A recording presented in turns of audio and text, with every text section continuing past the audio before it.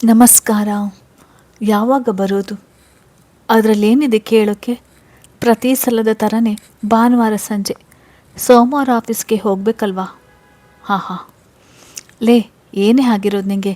ಬೆಳಿಗ್ಗೆಯಿಂದ ವಿಚಿತ್ರವಾಗಿ ಆಡ್ತಿದ್ಯಾ? ಮತ್ತದೇ ಮುಗುಳ್ನಗೆ. ಬೆಳಿಗ್ಗೆಯಿಂದ ಎಷ್ಟೋ ಸಲ ವಿಚಾರಿಸಿದರು ಅದೇ ನಗು ಬಿಟ್ಟರೆ ಮತ್ತೇನು ಉತ್ತರಿಸ್ತಿಲ್ಲ. ನನಗೂ ಒತ್ತಾಯ ಮಾಡೋದು ಅಷ್ಟಾಗಿ ಇಡಿಸೋದಿಲ್ಲ. ಹೇಳುವಂತಿದ್ದರೆ ಅವಳೇ ಹೇಳುತ್ತಿದ್ದಳು. ಅವಳಿಗೆ ವಿದಾಯ ಹೇಳಿ ನಮ್ಮೂರಿನ ಬಸ್ ಏರಿ ರೂಮಿಗೆ ಮರಳಿ ಹೋಗುತ್ತಿದ್ದ ಅವಳನ್ನೇ ನೋಡಿದೆ. ಶಿರೀಷ, ಮುದ್ದಾದ ಹುಡುಗಿ. ಅವಳ ದಶಾವತಾರ ತಿಳಿದಿರುವುದು ನನಗೆ ಮಾತ್ರ. ಕೆಲಸ ಸಿಕ್ಕ ಹೊಸದರಲ್ಲಿ ಪರಿಚಯವಾದವಳು ನಂತರ ನನ್ನ ನೆಚ್ಚಿನ ಗೆಳತಿಯಾಗಿ ಬಿಟ್ಟಳು. ಇಬ್ಬರ ವಾಸವು ಒಂದೇ ಫ್ಲ್ಯಾಟಿನಲ್ಲಿ. ಆದರೆ ಸ್ವಭಾವವಂತೂ ತದ್ವಿರುದ್ಧ. ನಾನು ಮೊದಲಿನಿಂದಲೂ ಹೆಚ್ಚು ಮಾತನಾಡುವವರಿಂದ ಸ್ವಲ್ಪ ದೂರವೇ. ಆದರೆ ಯಾಕೂ ಗೊತ್ತಿಲ್ಲ, ಹೆಚ್ಚಿಗಿಂತ ಹೆಚ್ಚು ಮಾತನಾಡುವ ಸಿರಿ ನನಗೆ ಅಚ್ಚುಮೆಚ್ಚು. ಬಹುಶಃ ಅವಳ ಶುದ್ಧ ಮನಸ್ಸು ನನಗೆ ಹಿಡಿಸಿರಬಹುದು. ಕೋಪಿಸಿಕೊಂಡಾಗ ನನ್ನ ನಗಿಸಲು ಅವಳು ಪರದಾಡುವ ಪರಿ ಹಿಡಿಸಿರಬಹುದು. ಹೊರಗಿನಿಂದ ಘಾಟಿಯಂತೆ ಕಂಡರೂ ಪರರ ಸಣ್ಣ ಕಷ್ಟಕ್ಕೂ ಮರುಗುವ ಅವಳ ಮಗು ಮನಸ್ಸು ನನ್ನನ್ನು ಸೆಳೆದಿರಬಹುದು. ಅಥವಾ ಎಲ್ಲವೂ.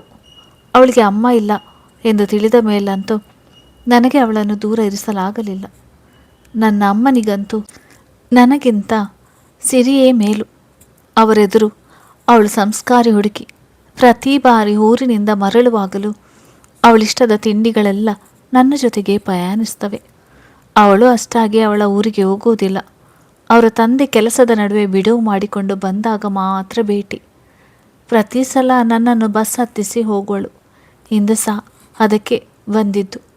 ಆದರೆ ಏಕೋ ಗಡಿಬಿಡಿಯಲ್ಲಿದ್ದಳು. ನನಗೂ ತಿಳಿದಿಲ್ಲ. ಮನೆಗೆ ಹೋಗಿ ಅಮ್ಮನ ಹತ್ತಿರ ಮಾತನಾಡಿಸಿದರೆ ತಿಳಿಯಬಹುದು. ನನ್ನ ಯೋಚನೆಗಳ ನಡುವೆ ಕಿಟಕಿಯಿಂದ ಆಚೆ ನೋಡಿದಾಗ ನಮ್ಮೂರು ಕಾಣಿಸುತ್ತಿತ್ತು.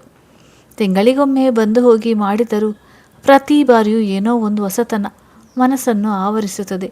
ಸುತ್ತಲಿನ ಹಸಿರು ಮಣ್ಣಿನ ಸುಗಂಧ, ಹಂಚಿನ ಮನೆಗಳು, ಊರಿನ ದೊಡ್ಡ ದೇವಸ್ಥಾನ, ಎಲ್ಲವೆಂದರೆ ಎಲ್ಲವೂ ಒಂದು ಕ್ಷಣ ನನ್ನನ್ನು ಯಾವುದೋ ಲೋಕಕ್ಕೆ ಕರೆದೊಯ್ಯುತ್ತವೆ.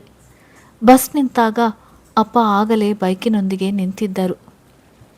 ನನ್ನಪ್ಪ ನನ್ನೆಲ್ಲ ಆಸೆಗಳಿಗೆ ನೀರೆರೆದು ಪೋಷಿಸುವವರು. ನನ್ನ ಪದವಿ ಪೂರ್ವದಿಂದ ಇಂದಿನ ನನ್ನ ಕೆಲಸಗಳೆಲ್ಲವೂ ಕೇವಲ ನನ್ನ ನಿರ್ಧಾರ. ಅವರಿಗೆ ನನ್ನ ಆಯ್ಕೆಗಳ ಮೇಲೆ ಯಾಕಷ್ಟು ನಂಬಿಕೆ ಎಂದು ನನಗೂ ತಿಳಿಯದು. ಎಲ್ಲರಂತೆ ನಾನು ಅಪ್ಪ ಗೆಳೆಯರಂತಲ್ಲ. ನನ್ನ ಅಪ್ಪನಿಗೆ ಎಂದು ಐ ಲವ್ ಯು ಹೇಳಿಲ್ಲ. ಅಷ್ಟೇ ಯಾಕೆ, ನಾನವರ ಎದುರು ಹೆಚ್ಚಾಗಿ ಮಾತನಾಡುವುದಿಲ್ಲ. ಏನೋ ಒಂದು ರೀತಿಯ ಭಯ, ಅದಕ್ಕೂ ಮಿಗಿಲಾದ ಗೌರವ ಭಾವ ನನಗೆ ಅಪ್ಪನೆಂದರೆ. ಅಪ್ಪ ನನ್ನೆಲ್ಲ ವಿಷಯಗಳ ನಿರ್ಧಾರವನ್ನು ನನ್ನನ್ನು ಕೇಳಿಯೇ ಮಾಡಿದ್ದುಂಟು. ಕೆಲಸಕ್ಕೆ ಹೋಗುವ ವಿಚಾರ ಬಂದಾಗಲೂ ಅಪ್ಪ ನನ್ನನ್ನೇ ಕೇಳಿದ್ದರು. ಅಮ್ಮನಿಗೆ ಅಷ್ಟಾಗಿ ಮನಸ್ಸಿರಲಿಲ್ಲ. ಅವಳು ದುಡಿದು ಯಾರನ್ನು ಸಾಕಬೇಕಾಗಿದೆ, ಏನು ಬೇಡ, ಮನೆಯಲ್ಲೇ ಇರಲಿ ಎಂದಿದ್ದರು. ಆದರೆ ಅಪ್ಪ, ಹೋಗಲಿ ಬಿಡು, ಅವಳಿಗೂ ಹೊಸದನ್ನು ಕಲಿಯುವ ಆಸೆ ಇರುತ್ತದೆ ಎಂದು ಒಂದೇ ಮಾತಿನಲ್ಲಿ ಅಮ್ಮನ ಬಾಯಿ ಮುಚ್ಚಿಸಿದ್ದರು. ಏನು ಹೇಳದೆ ನನ್ನ ಮನಸ್ಸಿನಲ್ಲಿರುವುದನ್ನು ಹೇಗೆ ತಿಳಿದುಕೊಳ್ಳುತ್ತಾರೆ ಅಪ್ಪ? ಇದು ನನ್ನನ್ನು ಎಂದೆಂದಿಗೂ ಕಾಡುವ ಪ್ರಶ್ನೆ. ಬಹುಶಃ ಆ ಪ್ರಶ್ನೆಗೆ ಉತ್ತರ ಹುಡುಕುವುದು ಕಷ್ಟಕರವೇ ಸರಿ. ದಾರಿಯಲ್ಲಿ ಅಪ್ಪನನ್ನು ನೋಡಿ ಕೈ ಮುಗಿದು ನಮಸ್ತೆ ಎನ್ನುವರಿಗೆಲ್ಲರಿಗೂ ನಗು ಸೂಸುತ್ತಾ ಅವರ ಕುಶಲೋಪಾರಿ ವಿಚಾರಿಸಿ ಮುನ್ನಡೆಯುವುದು ಅಪ್ಪನ ಪರಿಪಾಠ. ನನಗೂ ಅಪ್ಪನನ್ನೇ ಪಾಲಿಸುವುದು ಎಂದಿನಿಂದಲೂ ರೂಢಿಯಾಗಿದೆ. ನಾನು ಹಾಗೆ ಮಾಡಿದಾಗಲೆಲ್ಲ ಅಪ್ಪನ ಮುಖದಲ್ಲಿ ಮೂಡುವ ಮುಗುಳ್ನಗೆ ನನಗೆಲ್ಲವನ್ನು ತಿಳಿಸುವುದು. ಮನೆಯ ಗೇಟ್ ಒಳಗೆ ಅರ್ಧ ಕಿಲೋಮೀಟರ್ನಷ್ಟು ದಾರಿ ಮನೆಯ ಬಾಗಿಲಿನವರೆಗೆ. ಒಳಗೆಲ್ಲ ಎರಡು ಬದಿಗೆ ತೋಟ. ಮನೆಗೆ ಹತ್ತಿರವಾಗುತ್ತಿದ್ದಂತೆ ಅಮ್ಮನ ಸಹಸ್ರನಾಮಾರ್ಚನೆಯ ಕೇಳುತ್ತಿತ್ತು. ಊರಿನ ಜನರ ಹೊಸಬರಿ ಮುಗಿಸಿ ಬರುತ್ತಾರೆ. ನಾನೇ ಹೋಗಿ ಕರೆದುಕೊಂಡು ಬರಬಹುದಿತ್ತು. ಆದರೆ ಏನು ಮಾಡುವುದು? ನಮ್ಮ ಕಾಲದಲ್ಲಿ ಹೆಣ್ಣು ಮಕ್ಕಳಿಗೆ ಗಾಡಿ ಓಡಿಸಲು ಕಲಿಸಲಿಲ್ಲ. ಅವಳಾದರೂ ಬೇಗ ಹೋಗೋಣ ಎಂದು ಹೇಳುವುದಿಲ್ಲ. ಎಲ್ಲ ಅಪ್ಪನಂತೆ. ಇನ್ನು ಮುಂದುವರೆದಿತ್ತು ಅಮ್ಮನ ಮಾತು. ನಾನು ಅಪ್ಪ ಮುಖ ನೋಡಿಕೊಂಡು ನಕ್ಕೆವಷ್ಟೇ. ಒಳಗಡೆ ಹೋಗಿರು, ನಾನು ಸ್ವಲ್ಪ ತೋಟದ ಕಡೆಗೆ ಹೋಗಿ ಬರುತ್ತೇನೆ ಎಂದು ಅಪ್ಪ ಹೊರ ನಡೆದರು. ಏನಮ್ಮ, ಯಾರಿಗೋ ಏನೋ ಹೇಳ್ತಿದ್ಯಾ? ಎಲ್ಲ ಗೊತ್ತಿದ್ದರೂ ಏನು ಅರಿಯದಂತೆ ಕೇಳಿದೆ. ಅಮ್ಮನ ಮಾತು ಅಲ್ಲಿಗೆ ನಿಂತವು. ನನ್ನ ನೋಡುತ್ತಾ ಈಗ ಬಂದೆಯಾ, ಅಪ್ಪ ಎಲ್ಲಿ ಎಂದು ಕೇಳುತ್ತಾ ಕಾಫಿ ಕೊಟ್ಟಳು. ಅಮ್ಮ ಅಷ್ಟೇ, ಸ್ವಲ್ಪ ಕೋಪ ಜಾಸ್ತಿ, ಆದರೆ ಅದು ಬಹಳ ಸಮಯ ಇರುವಂಥದ್ದಲ್ಲ. ಅವಳು ರಾತ್ರಿ ಅಡಿಗೆಗೆ ತಯಾರಿ ಮಾಡುತ್ತಿದ್ದಳು. ನಾನು ಸಹಾಯಕ್ಕೆ ನಿಂತೆ. ಮತ್ತೆ ಸಿರಿ ಹೇಗಿದ್ದಾಳೆ? ಅವಳನ್ನು ಕರೆದುಕೊಂಡು ಬರಬೇಕಿತ್ತು, ನನಗೂ ಸಹಾಯಕ್ಕೆ ಆಗಿರೋದು ಎಂದಳು. ಅವಳು ಈ ವಾರ ಬ್ಯುಸಿ ಅಮ್ಮ, ಮುಂದಿನ ಸಲ ಬರುವಾಗ ಬಾ ಅಂತೀನಿ. ಈಗ ಯಾವ ಹಬ್ಬನೂ ಇಲ್ವಲ್ಲ, ನಿನಗೆ ಎಂತಕ್ಕೆ ಸಹಾಯ ಆಗಬೇಕು ಎಂದೇ ತರಕಾರಿ ಕತ್ತರಿಸುತ್ತಾ. ಇದೇನೇ ಹೀಗಂತೀಯಾ? ಸಿರಿ ಏನು ಹೇಳಿಲ್ವಾ? ತುಸು ಆಶ್ಚರ್ಯದಿಂದ ಕೇಳಿದಳು ಅಮ್ಮ. ಯಾವ ವಿಷಯ ಅಮ್ಮ? ನನಗೆ ಯಾಕೋ ಒಂದು ಕ್ಷಣ ಎಲ್ಲೋ ಏನು ಸರಿ ಇಲ್ಲ ಅನಿಸಿತು. ಇನ್ನು ನೋಡಕ್ಕೆ ಗಂಡಿನ ಕಡೆಯವರು ಬರ್ತಿದ್ದಾರೆ. ಸಮಾಧಾನದಿಂದ ನೋಡಿದಳು. ನನಗೀಗ ಎಲ್ಲವೂ ಅರ್ಥವಾಗಿತ್ತು. ಸಿರಿಯ ವಿಚಿತ್ರ ವರ್ತನೆಯ ಕಾರಣ. ಹಿಂದಿನ ರಾತ್ರಿ ಅವಳ ಅಮ್ಮನೊಂದಿಗೆ ಫೋನ್ನಲ್ಲಿ ಮಾತನಾಡುವುದು ಕೇಳಿಸಿತ್ತು. ಆದರೆ ಗಂಡು ನನಗೆ ತಿಳಿದರೆ ನಾನು ಏನಾದರೊಂದು ಕಾರಣ ಕೊಡುವೆನೆಂದು ತಿಳಿದು ನನಗೇನು ಹೇಳದೆ ಅಮ್ಮ ಹೊಸದಾಗಿ ಉಪ್ಪಿನಕಾಯಿ ಹಾಕಿದಾರಂತೆ, ನನಗೋಸ್ಕರ ತಂದು ಬಿಡು ಎಂದು ಕತೆ ಕಟ್ಟಿ ನನ್ನನ್ನು ಊರಿಗೆ ಹೊರಡಲು ತಯಾರು ಮಾಡಿದ್ದಳು. ಛೇ, ಒತ್ತಾಯಿಸಿ ಕೇಳಿದ್ರೆ ನಿಜವಾದ ಕಾರಣ ಹೇಳುತ್ತಿದ್ದಳು. ಈಗ ಬಂದಿರುವುದಾಗಿದೆ, ಮುಂದೆ ಹೇಗೆ ಎಂದು ಯೋಚಿಸತೊಡಗಿದೆ. ಸಾಕು ಬಿಡೆ, ಇನ್ನು ಎಷ್ಟು ಸಣ್ಣಕ್ಕೆ ಕತ್ತರಿಸ್ತೀಯಾ ನಮ್ಮ ಕೂಗಿದಾಗಲೇ ಅರಿವಾಗಿತ್ತು. ಕೈಯಲ್ಲಿದ್ದ ಈರುಳ್ಳಿ ಮುಗಿದು ಹೋಗಿತ್ತು. ಹೋಗು, ರೆಸ್ಟ್ ಮಾಡು ಎಂದು ಅಮ್ಮ ತಲೆ ಸವರಿ ಹೇಳಿದಾಗ ಸುಮ್ಮನೆ ರೂಮಿನಡೆಗೆ ನಡೆದೆ. ಮೊದಲು ಮಾಡಿದ ಕೆಲಸವೇ ಸಿರಿಗೆ ಮೆಸೇಜ್ ಹಾಕಿದ್ದು. ನಿಂಗೆ ಮೊದಲೇ ವಿಷಯ ಗೊತ್ತಿತ್ತಾ? ತಕ್ಷಣವೇ ಬಂದಿತ್ತು ಮರು ಸಂದೇಶ. ಬಹುಶಃ ಕಾಯ್ದಿದ್ದಳು ಎನಿಸುತ್ತದೆ. ಅದು ನಿಂಗೆ ಗೊತ್ತಾದರೆ ನೀನು ಹೋಗಲ್ಲ, ಅದಕ್ಕೆ ನಿಂಗೆ ಏನು ಹೇಳದೆ ಕಳಿಸಿಬಿಟ್ಟೆ. ಸಾರಿ ಕಣೆ, ಪ್ಲೀಸ್. ತಕ್ಷಣವೇ ಬಾಯ್ ಎಂದು ಟೈಪಿಸಿ ಕಳಿಸಿ ಫೋನ್ ಹಾಸಿಗೆ ಮೇಲೆ ಎಸೆದೆ. ಅದರ ನಂತರವೂ ನನ್ನನ್ನು ರಮಿಸುವ ಎಷ್ಟೋ ಮೆಸೇಜ್ಗಳು ಬಂದಿರುತ್ತವೆ ನನಗೆ ತಿಳಿದಿದೆ. ಆದರೆ ತೆಗೆದು ನೋಡುವ ಗೋಜಿಗೆ ಹೋಗಲಿಲ್ಲ. ಮನಸ್ಸು ಕದಡಿತು. ಗಂಡಿನ ವಿಚಾರ ಕೇಳುತ್ತಲೇ ಅವನೇಕೆ ನೆನಪಾದ ಎಂಬ ಪ್ರಶ್ನೆಗೆ ಉತ್ತರದ ಅನ್ವೇಷಣೆಯಲ್ಲಿ ತೊಡಗಿತ್ತು. ನಾನು ಆಗಷ್ಟೇ MBAಗೆ ಸೇರಿದ ದಿನಗಳವು. ಕಾಲೇಜ್ ನಮ್ಮೂರಿನಿಂದ ತುಸು ದೂರವೇ ಎನ್ನಬಹುದು. ಎಷ್ಟು ದಿನಗಳಲ್ಲಿ ಅಪ್ಪ ಅಮ್ಮನನ್ನು ಬಿಟ್ಟು ಇದ್ದದಿಲ್ಲ. ಆದರೆ ಈಗ ಅದು ಅನಿವಾರ್ಯ. ಎಷ್ಟಾದರೂ MBA ನನ್ನದೇ ಆಯ್ಕೆಯಾಗಿತ್ತು. ಅಪ್ಪನೇ ಬಂದು ಕಾಲೇಜ್ನ ವಿಧಿವಿಧಾನಗಳನ್ನೆಲ್ಲ ಮುಗಿಸಿದ್ದರು. ಅವರು ನನ್ನ ಬಿಟ್ಟು ಊರಿಗೆ ಹೊರಡುವಾಗ ಕಣ್ಣು ತುಂಬಿ ಬಂದಿತ್ತು.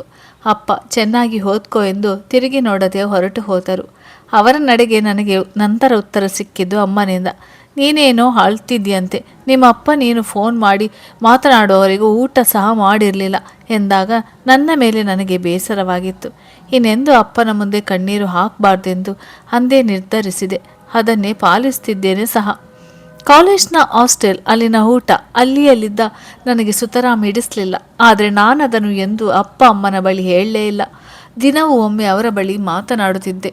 ಓದು, ಕಾಲೇಜ್, ಮನೆಯವರೊಂದಿಗೆ ಮಾತು, ಇಷ್ಟೇ ಇತ್ತು ನನ್ನ ಜೀವನ.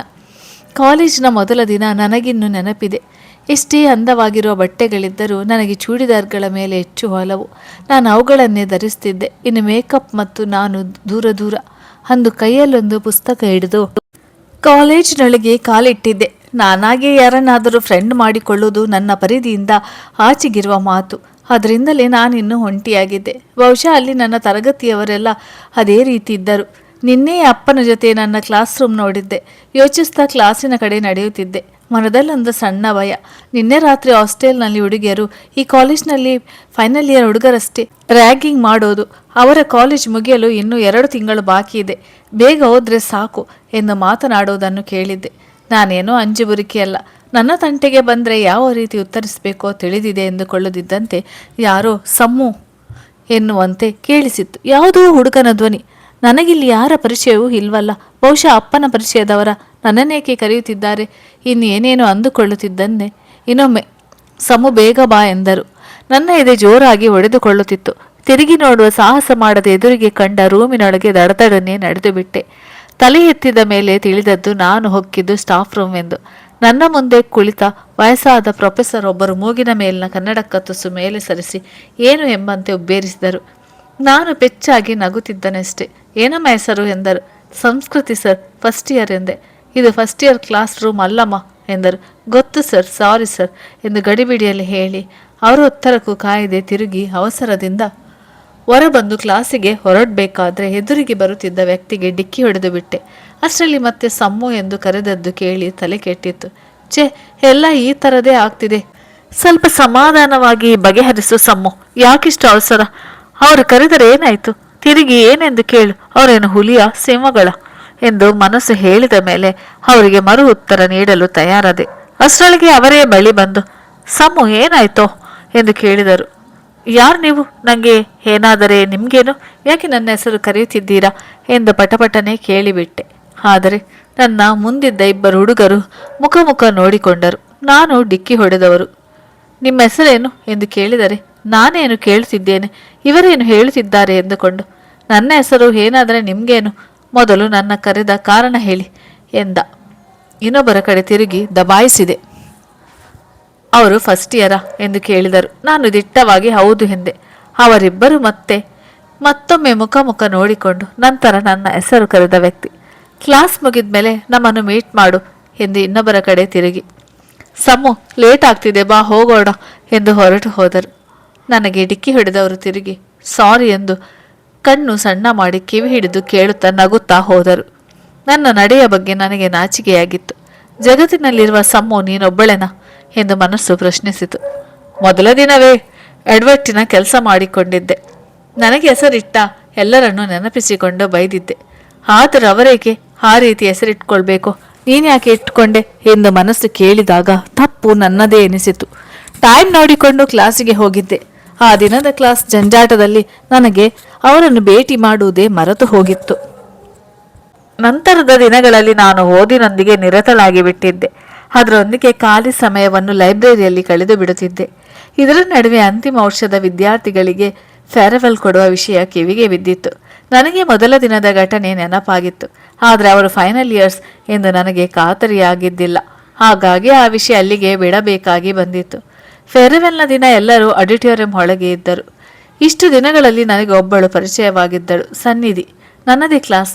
ನಾನು ಅವಳೊಂದಿಗೆ ಕೂಡುತ್ತಿದ್ದೆ. ಇಂದು ಫೇರ್ವೆಲ್ಗೆ ಅವಳು ಒತ್ತಾಯಿಸಿದ್ದರಿಂದಲೇ ಬಂದಿದ್ದು. ನನಗೇನು ಅಷ್ಟೊಂದು ಆಸಕ್ತಿ ಇರಲಿಲ್ಲ ಅವಳ ಮಾತುಗಳಲ್ಲಿ. ಜಗತ್ತಿನ ಎಲ್ಲ ವಿಷಯಗಳು ಬಂದು ಹೋಗುತ್ತಿದ್ದವು. ಅವಳು ವಾಚಾಲಿ ಅಲ್ಲದಿದ್ದರೂ ನನ್ನಂತೆ ಮಿತಭಾಷಿಯಂತೂ ಅಲ್ಲ.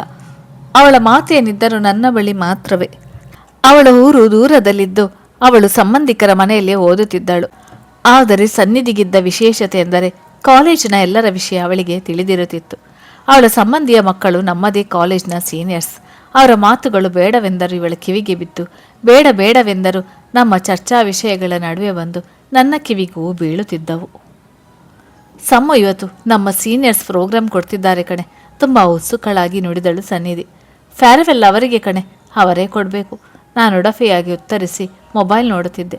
ಅಷ್ಟರಲ್ಲಿ ಪ್ರೋಗ್ರಾಮ್ ಶುರುವಾಗಿತ್ತು. ಆಡಿಟೋರಿಯಂ ತುಂಬ ಸಮ್ಮು ಎನ್ನುವ ಕೂಗು ಕೇಳಿ ಬೆಚ್ಚಿ ತಲೆ ಎತ್ತಿ ಸ್ಟೇಜ್ ಮೇಲೆ ನೋಡಿದರೆ ಅವನೇ. ಮೊದಲ ದಿನ ನಾನು ಡಿಕ್ಕಿ ಹೊಡೆದ ವ್ಯಕ್ತಿ ಗಿಟಾರಿನೊಂದಿಗೆ ನಿಂತಿದ್ದ. ಮುಂಜಾನೆ ಮಂಜಲ್ಲಿ ಮುಸ್ಸಂಜೆ ತಿಳಿ ತಂಪಲ್ಲಿ ಓ ಒಲವೇ ನೀನೆಲ್ಲಿ, ಹುಡುಕಾಟ ನಿನಗಿನ್ನೆಲ್ಲಿ. ಅವರು ಹಾಡಿದ ಮೇಲೆ ನನಗೆ ಅನಿಸಿದ್ದು, ಈ ಹಾಡು ಹೀಗಿದೆಯಾ ಎಂದು. ಅವರ ಗಾಯನ ಮುಗಿಯುವವರೆಗೂ ಅಲ್ಲಿ ಬೇರೆ ಯಾವ ಶಬ್ದವೂ ಕೇಳಲಿಲ್ಲ. ನನಗಂದು ತಿಳಿದದ್ದು ಇಷ್ಟೇ, ಅವರು ಸಮ್ಮು ಅಂತಿಮ ವರ್ಷದ ವಿದ್ಯಾರ್ಥಿ, ಒಳ್ಳೆ ಹಾಡುಗಾರ, ಕಾಲೇಜ್ನ ಎಲ್ಲ ಪ್ರೊಫೆಸರ್ಗಳ ಅಚ್ಚುಮೆಚ್ಚು. ಇವಿಷ್ಟು ಸನ್ನಿಧಿ ಹೇಳಿದ್ದು. ನನಗನಿಸಿದ ಪ್ರಕಾರ ಅವರು ಎಷ್ಟೋ ಹುಡುಗಿಯರಿಗೂ ಅಚ್ಚುಮೆಚ್ಚು. ಅವರ ಪೂರ್ತಿ ಹೆಸರು ಕೇಳಬೇಕೆಂದುಕೊಂಡೆ. ಆದರೆ ಕೇಳಬೇಕಾಗಿದ್ದು ಸನ್ನಿಧಿಗೆ. ಅವಳು ಮತ್ತೆಲ್ಲಿ ಹೆಸರು ಕೇಳಿದರೆ ಜಾತಕವೇ ತೆಗೆದಿಡುವಳು ಎಂದು ಕೇಳುವ ಕೆಲಸಕ್ಕೆ ಕೈ ಹಾಕ್ಲಿಲ್ಲ. ಒಂದು ಸಲ ಮೊದಲ ದಿನದ ನನ್ನ ವರ್ತನೆಗೆ ಕ್ಷಮೆ ಕೇಳಬೇಕೆಂದೆನಿಸಿದರೂ ಅವರಿಗೆ ಅದು ಮರೆತು ಹೋಗಿರಬಹುದು ಎಂದು ಸುಮ್ಮನಾದೆ. ನಂತರ ಬೇರೆ ವಿದ್ಯಾರ್ಥಿಗಳು ಚಂದದ ಪ್ರೋಗ್ರಾಂಗಳನ್ನು ನೀಡಿದ್ದರು. ಮುಗಿಸಿ ರೂಮ್ ಕಡೆ ಹೊರಟಿದ್ದೆ. ಪಕ್ಕದಲ್ಲಿ ಸನ್ನಿಧಿ ನಡೆದ ಪ್ರೋಗ್ರಾಂನ ವರ್ಣನೆಯಲ್ಲಿ ಮುಳುಗಿದ್ದಳು. ಅವಳ ಮಾತುಗಳನ್ನು ನಿಲ್ಲಿಸುವಂತೆ ಪಕ್ಕದಲ್ಲಿ, ಹೋಯ್ ಮನೆಗೆ ಹೋಗಿಲ್ವಾ ನೀನು ಇನ್ನು ಎನ್ನುವ ಧ್ವನಿ ಬಂದಿತ್ತು. ಯಾರೆಂದು ನೋಡಿದರೆ ಮೊದಲ ದಿನ ನನ್ನ ಕರೆದವರು. ಇವರೇಕೆ ಹೀಗೆ ಕೇಳುತ್ತಿದ್ದಾರೆ, ಅದು ಏಕವಚನದಲ್ಲಿ? ಏನಿವರ ವರ್ತನೆ? ನಾನೇನೋ ಹೇಳೋ ಮೊದಲೇ ಸನ್ನಿಧಿ ಬಡಬಡಿಸಿದಳು. ಅದಿವಳನ್ನು ರೂಮಿಗೆ ಬಿಟ್ಟು ಆಮೇಲೆ ಹೋಗ್ತೀನಿ. ನಾನು ಇಬ್ಬರನ್ನು ಬದಲಾಯಿಸಿ ನೋಡಿದೆ. ಇವರು ನನ್ನ ರಿಲೇಟಿವ್. ನಾನಿವರ ಮನೆಯಲ್ಲಿದ್ದುಕೊಂಡೇ ಓದುತ್ತಿರುವುದು. ನನ್ನ ಕಿವಿಯ ಬಳಿ ಬಿಸುಗಟ್ಟಿದಳು ಸನ್ನಿಧಿ. ಅಂದ್ರೆ ಇವರು ಸನ್ನಿಧಿಯ ಅತ್ತೆಯ ಮಗ. ಹೆಸರೇನೋ ಹೇಳಿದ್ದಳು, ನಂಗೆ ಸರಿಯಾಗಿ ನೆನಪಿಲ್ಲ. ಇವರು ಸಹ ಫೈನಲ್ ಇಯರ್. ಅಯ್ಯೋ, ತಿಳಿಯದೆ ಮತ್ತೆ ಅಡ್ವರ್ಟ್ ಮಾಡುತ್ತಿದ್ದೆ ಸದ್ಯ. ಅವರಿಗೆ ಅಗತ್ಯಕ್ಕಿಂತ ಜಾಸ್ತಿನೇ ಧೈರ್ಯ ಇದೆ. ನೀನು ಬಾ, ನಾನು ಮನೆಗೆ ಹೋಗ್ತಿದ್ದೀನಿ ಎಂದರು. ಅವರ ಮಾತು ಅರ್ಥವಾಗಿದ್ದು ನಂಗೆ ಮಾತ್ರ. ಸನ್ನಿಧಿ ನನ್ನೆಡೆ ನೋಡಿದಾಗ ಕಣ್ಣಲ್ಲಿ ಹೋಗಲು ಹೇಳಿದೆ. ಅವಳು ಹುಷಾರು ಎಂದು ಅವರ ಜೊತೆಗೆ ಹೋದಳು. ನಾನು ರೂಮಿನತ್ತ ನಡೆಯುವಾಗ ಯಾರೋ ನನ್ನ ಹಿಂಬಲಿಸಿ ಬರುತ್ತಿದ್ದಾರೆ ಎಂದು ಎನಿಸಿದರೂ ಗಮನ ಕೊಡದೆ ಮುನ್ನಡೆದೆ. ರೂಮಿಗೆ ಒಂದು ಫ್ರೆಶ್ ಆಗಿ ಮಲಗುವ ತಯಾರಿ ನಡೆಸಿದಾಗ ಯಾವುದೋ ಗೊತ್ತಿಲ್ಲದ ನಂಬರ್ನಿಂದ ಕರೆ ಬಂದಿತ್ತು. ಯಾರಿದು? ಇಷ್ಟೊತ್ತಲ್ಲಿ ಏನು ತಲೆ ಸ್ವೀಕರಿಸಿದ್ದೆ. ಆದ್ರೆ ಆ ಕಡೆಯಿಂದ ಅವರೇನೋ ಹೇಳಿದರು. ನನಗೊಂದು ಕೇಳಿಸಲಿಲ್ಲ, ಅಥವಾ ಅವರು ಏನು ಹೇಳಲೇ ಇಲ್ಲ. ನಾನು 2-3 ಸಲ ಮಾತನಾಡುವ ಪ್ರಯತ್ನ ಮಾಡಿ ಕಡಿತಗೊಳಿಸಿದೆ. ಅದು ಯಾರ ನಂಬರ್ ಎಂದು ತಿಳಿಯುವ ತಾಳ್ಮೆ ನನಗಿರ್ಲಿಲ್ಲ. ತಲೆ ನೋಯುತ್ತಿದ್ದರಿಂದ ಮಲಗಿಬಿಟ್ಟೆ. ಬೆಳಿಗ್ಗೆ ಎದ್ದಾಗ ಮತ್ತದೇ ನಂಬರ್ನಿಂದ ಮತ್ತೆರಡು ತಪ್ಪಿದ ಕರೆಗಳಿದ್ದವು. ಆದರೆ ಅಪ್ಪನದು ಒಂದು ತಪ್ಪಿದ ಕರೆ ಇದ್ದುದರಿಂದ ನಾನು ಆ ನಂಬರ್ನ ವಿಚಾರ ಮರೆತು ಬಿಟ್ಟೆ. ಮರಳಿ ಕರೆ ಮಾಡಿದಾಗ ಅಪ್ಪ ಕೆಲಸದ ಮೇರೆಗೆ ಈ ಕಡೆ ಬಂದಿರುವುದಾಗಿ, ಹಾಗೆ ನನ್ನನ್ನು ಸಹ ನೋಡಿಕೊಂಡು ಹೋಗುವುದಾಗಿ ತಿಳಿಸಿದ ಮೇಲೆ ನನಗಾದ ಖುಷಿಗೆ ಬೇರೆಲ್ಲ ವಿಷಯಗಳು ಆ ಕ್ಷಣಕ್ಕೆ ಗೌನವಾದವು. ಕಾಲೇಜ್ ಹೋದಾಗ ಸನ್ನಿಧಿ ನನಗಾಗಿ ಕಾಯುತ್ತಿದ್ದಳು. ಹೋದ ಕೂಡಲೇ ನನ್ನ ಬಳಿ ಬಂದಳು. ಸಾರಿ ಕಣೆ ಸಮು, ನಿನ್ನೆ ಅವರು ಕರೆದ್ರು ಅಂತ ನಿನ್ನ ಬಿಟ್ಟು ಹೋಗಿಬಿಟ್ಟೆ ಎಂದು ಸಪ್ಪೆ ಮುಖ ಮಾಡಿ ಹೇಳಿದಳು. ನನಗೆ ಪಾಪ ಎನಿಸಿತು. ಹೋಗ್ಲಿ ಬಿಡೆ, ನಾನು ಹುಷಾರಾಗಿ ರೂಮಿಗೆ ಹೋದೆ ಎಂದು ಕೆನ್ನೆ ಹಿಂಡಿ ಹೇಳಿದೆ. ಹಬ್ಬಾ, ನನಗೀಗ ಸಮಾಧಾನ ಆಯ್ತು. ನಿನಗೆಲ್ಲಿ ಬೇಜಾರಾಯ್ತು ಅನ್ಕೊಂಡಿದ್ದೆ ಎಂದು ಹಿ ಎಂದು 32 ಹಲ್ಲುಗಳನ್ನು ತೋರಿಸಿದಳು. ನಿಮ್ಮ ರಿಲೇಟಿವ್ ಹೆಸರೇನು ಎಂದು ಕೇಳಿದೆ. ಶರತ್. ನೆಲ ನೋಡುತ್ತಾ ಹೇಳಿದಾಗ ನನಗೆ ಹೊಸ ಸನ್ನಿಧಿ ಕಾಣಿಸಿದಳು. ಅವಳ ಅವತಾರ ನನಗೆ ಬೇರೆ ಏನೋ ಹೇಳಿತು. ಒಂದಂತೂ ನಿಜ, ನಿನ್ನೆ ನಾನು ಬೇಡ ಅಂದಿದ್ದರೂ ಇವಳವರ ಜೊತೆ ಹೋಗುತ್ತಿದ್ದಳು.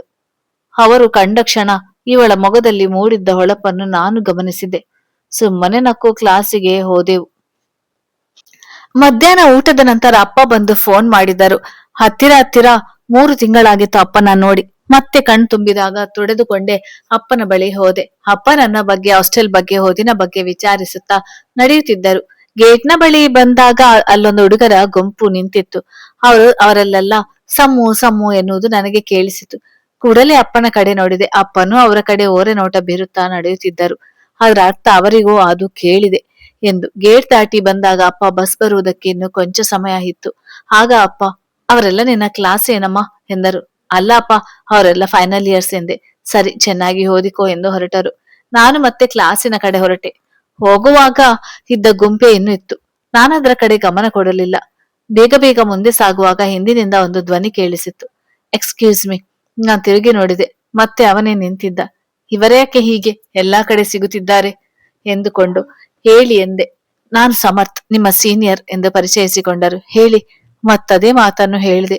ನಿಮ್ಮ ಹತ್ರ ಸ್ವಲ್ಪ ಮಾತನಾಡಬೇಕಾಗಿತ್ತು. ಹೇಳಿ ಎಂದೆ. ನಂಗೆ ಮೊದಲು ಅಲ್ಲಿಂದ ಹೋಗ್ಬೇಕಾಗಿತ್ತು.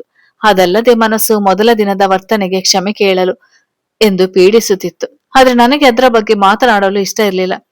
ಮೇಲಾಗಿ ಅವರಿಗೆ ಅದು ನೆನಪಿದೆಯೋ ಇಲ್ವೋ ಎಂದು ನನಗೆ ತಿಳಿದಿರ್ಲಿಲ್ಲ. ನಾನ್ ನಿಮ್ಗೆ ಕಾಲ್ ಮಾಡಿದ್ದೆ, ಆದ್ರೆ ನೀವು ರಿಸೀವ್ ಮಾಡ್ಲಿಲ್ಲ ಎಂದರು. ಒಬ್ಬು ಸಂಕೋಚಿಸಿ ಅವರನ್ನೇ ನೋಡಿದೆ. ನಿನ್ನೆ ರಾತ್ರಿ ಎಂದರು. ಅಂದ್ರೆ ಅದಿವರ ಕರೆ, ಆದ್ರೆ ನನ್ನ ನಂಬರ್ ಹೇಗೆ ಸಿಕ್ತು? ನನ್ನ ಬಳಿ ಇವರದೆಂತ ಮಾತು? ತಟ್ಟನೆ ಏನೋ ಹೊಳೆಯಿತು. ಸನ್ನಿಧಿ ಬೆಳಿಗ್ಗೆಯಿಂದ ಯಾವುದಾದರೊಂದು ಕಾಲ್ ಬಂದಿತ್ತಾ ಎಂದು ಪದೇ ಪದೇ ಕೇಳುತ್ತಿದ್ದಳು. ನಾನು ಅಪ್ಪ ಬರುವುದನ್ನು ಕಾಯ್ತಾ ರಾತ್ರಿ ಬಂದು ಕರೆಯ ಬಗ್ಗೆ ಮರೆತಿದ್ದೆ. ಹಾಗಾಗಿ ಇಲ್ಲ ಎಂದು ಹೇಳಿದ್ದೆ. ಆದ್ರೆ ನನಗೆ ಈಗ ಗೊತ್ತಾಯ್ತು ಅವಳೇಕೆ ಕೇಳಿದ್ದಾಳೆಂದು. ಅಂದ್ರೆ ಅವಳೇ ನನ್ನ ನಂಬರ್ ಕೊಟ್ಟಿರ್ಬೇಕು. ಆದ್ರೆ ಅದರ ಅವಶ್ಯಕತೆ ಏನಿದೆ? ಇವರಿಗೇಕೆ ನನ್ನ ನಂಬರ್ ಎಂದು ಯೋಚಿಸುತ್ತಿದ್ದ ನನ್ನನ್ನು ಮತ್ತೆ ಅವರೇ ಎಚ್ಚರಿಸಿದರು. ಬಹುಶಃ ನೀವು ಮಲಗಿದ್ರೆ ಅನ್ಸುತ್ತೆ ಎಂದರು. ನಾನು ಸುಮ್ಮನೆ ತಲೆ ಆಡಿಸಿದೆ. ನಿಮ್ಮ ಕ್ಲಾಸ್ ಮುಗಿದ್ಮೇಲೆ ಸ್ವಲ್ಪ ಕ್ಯಾಂಟೀನ್ ಕಡೆ ಬರೋಕೆ ಆಗುತ್ತಾ ಎಂದು ಕೇಳಿದರು. ನಂಗೆ ಮೊದಲು ಸನ್ನಿಧಿ ಹತ್ರ ಮಾತನಾಡ್ಬೇಕಾಗಿತ್ತು. ಮೊದಲು ಇಲ್ಲಿಂದ ಹೋಗಿ ಆಮೇಲೆ ನೋಡಿಕೊಳ್ಳುವ ಎಂದು ಸರಿ ಎಂಬಂತೆ ತಲೆ ಆಡಿಸಿ ಹೊರಡಲು ಮುಂದಾದೆ. ಬಂದಿದ್ದು ಅಪ್ಪನಾ ಎಂದು ಕೇಳಿದರು. ನಾನು ಮತ್ತೆ ತಲೆ ಆಡಿಸಿದೆ. ಸರಿ, ಕ್ಲಾಸ್ ಮುಗಿದ್ಮೇಲೆ ಸಿಗ್ತೀನಿ ಎಂದು ಹೋದರು. ಅಲ್ಲ, ಅದ್ರಲ್ಲಿ ಅಷ್ಟು ನಗುವ ವಿಷಯ ಏನಿದೆ? ಬಹುಶಃ ಅವರು ಯಾವಾಗಲೂ ನಗುತ್ತಿರುತ್ತಾರೇನೋ. ಆ ಕೆನ್ನೆಯ ಮೇಲಿನ ಗುಳಿ ಎಂದಿಗೂ ದರ್ಶನ ಕೊಡುತ್ತಿರುತ್ತದೆ. ಏನಂದರು? ಸಮರ್ಥ್. ಓ, ಅದಕ್ಕೆ ಅವರ ಸಮ್ಮು ಎನ್ನೋದು. ಅವರು ಮಾತನಾಡುವಾಗ ಅವರ ಗೆಳೆಯರೆಲ್ಲ ಯಾಕೆ ಆಗಿ ಕಾಯುತ್ತಿದ್ದರು? ನನ್ನನ್ನೇನು ಕೇಳಬೇಕಿರುವರು? ಸನ್ನಿಧಿ ವಿಷಯವಾ? ಏನಾದರೆ ನನಗೇನು? ಅದೇನು ಆಮೇಲೆ ಮಾತನಾಡ್ಬೇಕೆಂದುಕೊಳ್ಳುತ್ತಾ ಕ್ಲಾಸ್ ಕಡೆ ನಡೆದೆ. ಕ್ಲಾಸ್ ಮುಗಿಯಲೆಂದೇ ಕಾಯುತ್ತಿದ್ದೆ. ಸನ್ನಿಧಿಯನ್ನು ಸರಿಯಾಗಿ ವಿಚಾರಿಸಬೇಕಾಗಿತ್ತು. ಸರ್ ಹೊರಗೆ ಹೋಗುತ್ತಲೇ ಎದ್ದು ಹೋಗಲು ನೋಡಿದಳು. ಆದ್ರೆ ನಾನು ಬಿಡ್ಲಿಲ್ಲ. ನನ್ನ ನಂಬರ್ ಯಾರಿಗೆ ಕೊಟ್ಟಿದ್ದೆ ನೇರವಾಗಿ ಕೇಳಿದ್ದೆ. ಯಾರಿಗೂ ಇಲ್ಲ ಕಣೆ ಸಮ್ಮೋ, ಶರತ್ ಕೇಳಿದ್ರು, ಅವರ ಫ್ರೆಂಡ್. ಅದೇ ನಿನ್ನ ಚಂದವಾಗಿ ಹಾಡು ಹಾಡಿದ್ರಲ್ಲ ಅವರೇ. ಅವ್ರು ಕೇಳಿದ್ರಂತೆ, ಅದಕ್ಕೆ ಕೊಟ್ಟೆ. ಪ್ರಾಮಿಸ್, ಬೇರೆ ಯಾರಿಗೂ ಕೊಟ್ಟಿಲ್ಲ. ಅವ್ರು ಒಳ್ಳೆಯವರೇ ಕಣೆ, ಶರತ್ ಜೊತೆಗೆ ಇರ್ತಾರೆ, ನೀನ್ ಜಾಸ್ತಿ ಮಾತಾಡೋಲ್ಲ ಅಂತ ಹೇಳಿನೇ ಕೊಟ್ಟಿದ್ದೆ ಎಂದು ಒಂದೇ ಉಸಿರಿನಲ್ಲಿ ಹೇಳಿದಳು. ಪ್ರಾಕ್ಟೀಸ್ ಮಾಡಿದಂತಿತ್ತು. ಅವಳ ಪರಿಗೆ ಸ್ವತಃ ನನಗೆ ನಗು ಬಂದಿತ್ತು, ಆದ್ರೆ ತೋರಿಸಿಕೊಳ್ಳಲಿಲ್ಲ. ಸುಮ್ನೆ ಅವಳನ್ನೇ ನೋಡುತ್ತಿದ್ದೆ. ಯಾಕೆ ಸಮ್ಮು, ಅವರೇನಾದ್ರೂ ಅಂದ್ರ? ಸಾರಿ ಕಣೆ, ನಂಗೆ ಗೊತ್ತಿರ್ಲಿಲ್ಲ, ಇನ್ಮೇಲೆ ಹೀಗೆಲ್ಲ ಮಾಡೋಲ್ಲ ಎಂದು ಅಳುಮುಖ ಮಾಡಿದಳು. ಆ ತರ ಏನಿಲ್ಲ, ಕ್ಲಾಸ್ ಮುಗಿದ್ಮೇಲೆ ನನ್ ಜೊತೆ ಕ್ಯಾಂಟೀನ್ಗೆ ಬಾ ಎಂದೆ ಬಿಗುವಾಗಿ. ಸರಿ ಎಂದು ಮೊಬೈಲ್ ಹಿಡಿದು ಮೆಸೇಜ್ ಮಾಡತೊಡಗಿದಳು. ನನಗೆ ತಿಳಿದಿತ್ತು ಅವಳು ಶರತ್ ಹತ್ತಿರವೇ ಮಾತನಾಡುತ್ತಿರುವುದು. ನಾನೇನು ಹೇಳಲಿಲ್ಲ. ಕ್ಲಾಸ್ ಮುಗಿಸಿ ಕುತೂಹಲ ಬೆರೆತ ಮನದಿಂದಲೇ ಕ್ಯಾಂಟೀನ್ ಕಡೆಗೆ ನಡೆದೆ. ಜೊತೆಯಲ್ಲಿ ಸನ್ನಿಧಿಯನ್ನು ಎಳೆದುಕೊಂಡೆ. ಅವಳಿಗೆ ಶರತ್ನಿಂದ ಬಂದಿದ್ದ ಮೆಸೇಜ್ ಹೇಗೋ ನನಗೆ ಕಾಣಿಸಿತ್ತು. ಸಮ್ಮು ಒಬ್ಬಳೆ ಹೋಗಲಿ ಎಂದಿತ್ತು. ಬೇಕೆಂದೇ ಅವಳು ನಿರಾಕರಿಸಿದರೂ ಕರೆದುಕೊಂಡು ಬಂದಿದ್ದೆ. ಆದರೆ ನಾವು ಬಂದು ಅರ್ಧ ಗಂಟೆಯಾದರೂ ಅವರ ಸುಳಿವಿರಲಿಲ್ಲ. ನಾನು ಮನಸ್ಸಿನ ಒತ್ತಾಯದ ಮೇರೆಗೆ ನಿನ್ನ ಕರೆ ಬಂದ ನಂಬರ್ಗೆ ಒಂದು ಬಾರಿ ಫೋನ್ ಆಯಿಸಿದೆ. ಆದ್ರೆ ಅದು ವ್ಯಾಪ್ತಿ ಪ್ರದೇಶದಲ್ಲಿರ್ಲಿಲ್ಲ. ಸನ್ನಿಧಿಯು ಶರತ್ ಅವರಿಗೆ ಕರೆ ಮಾಡಿದ್ದಳು. ಅವರು ರಿಸೀವ್ ಮಾಡಲಿಲ್ಲ. 1 ಗಂಟೆ ಕಾದ ನಂತರ ಕ್ಲಾಸ್ ಇದ್ದುದರಿಂದ ವಿಧಿ ಇಲ್ಲದೆ ಹೊರಟು ಬಂದೆವು.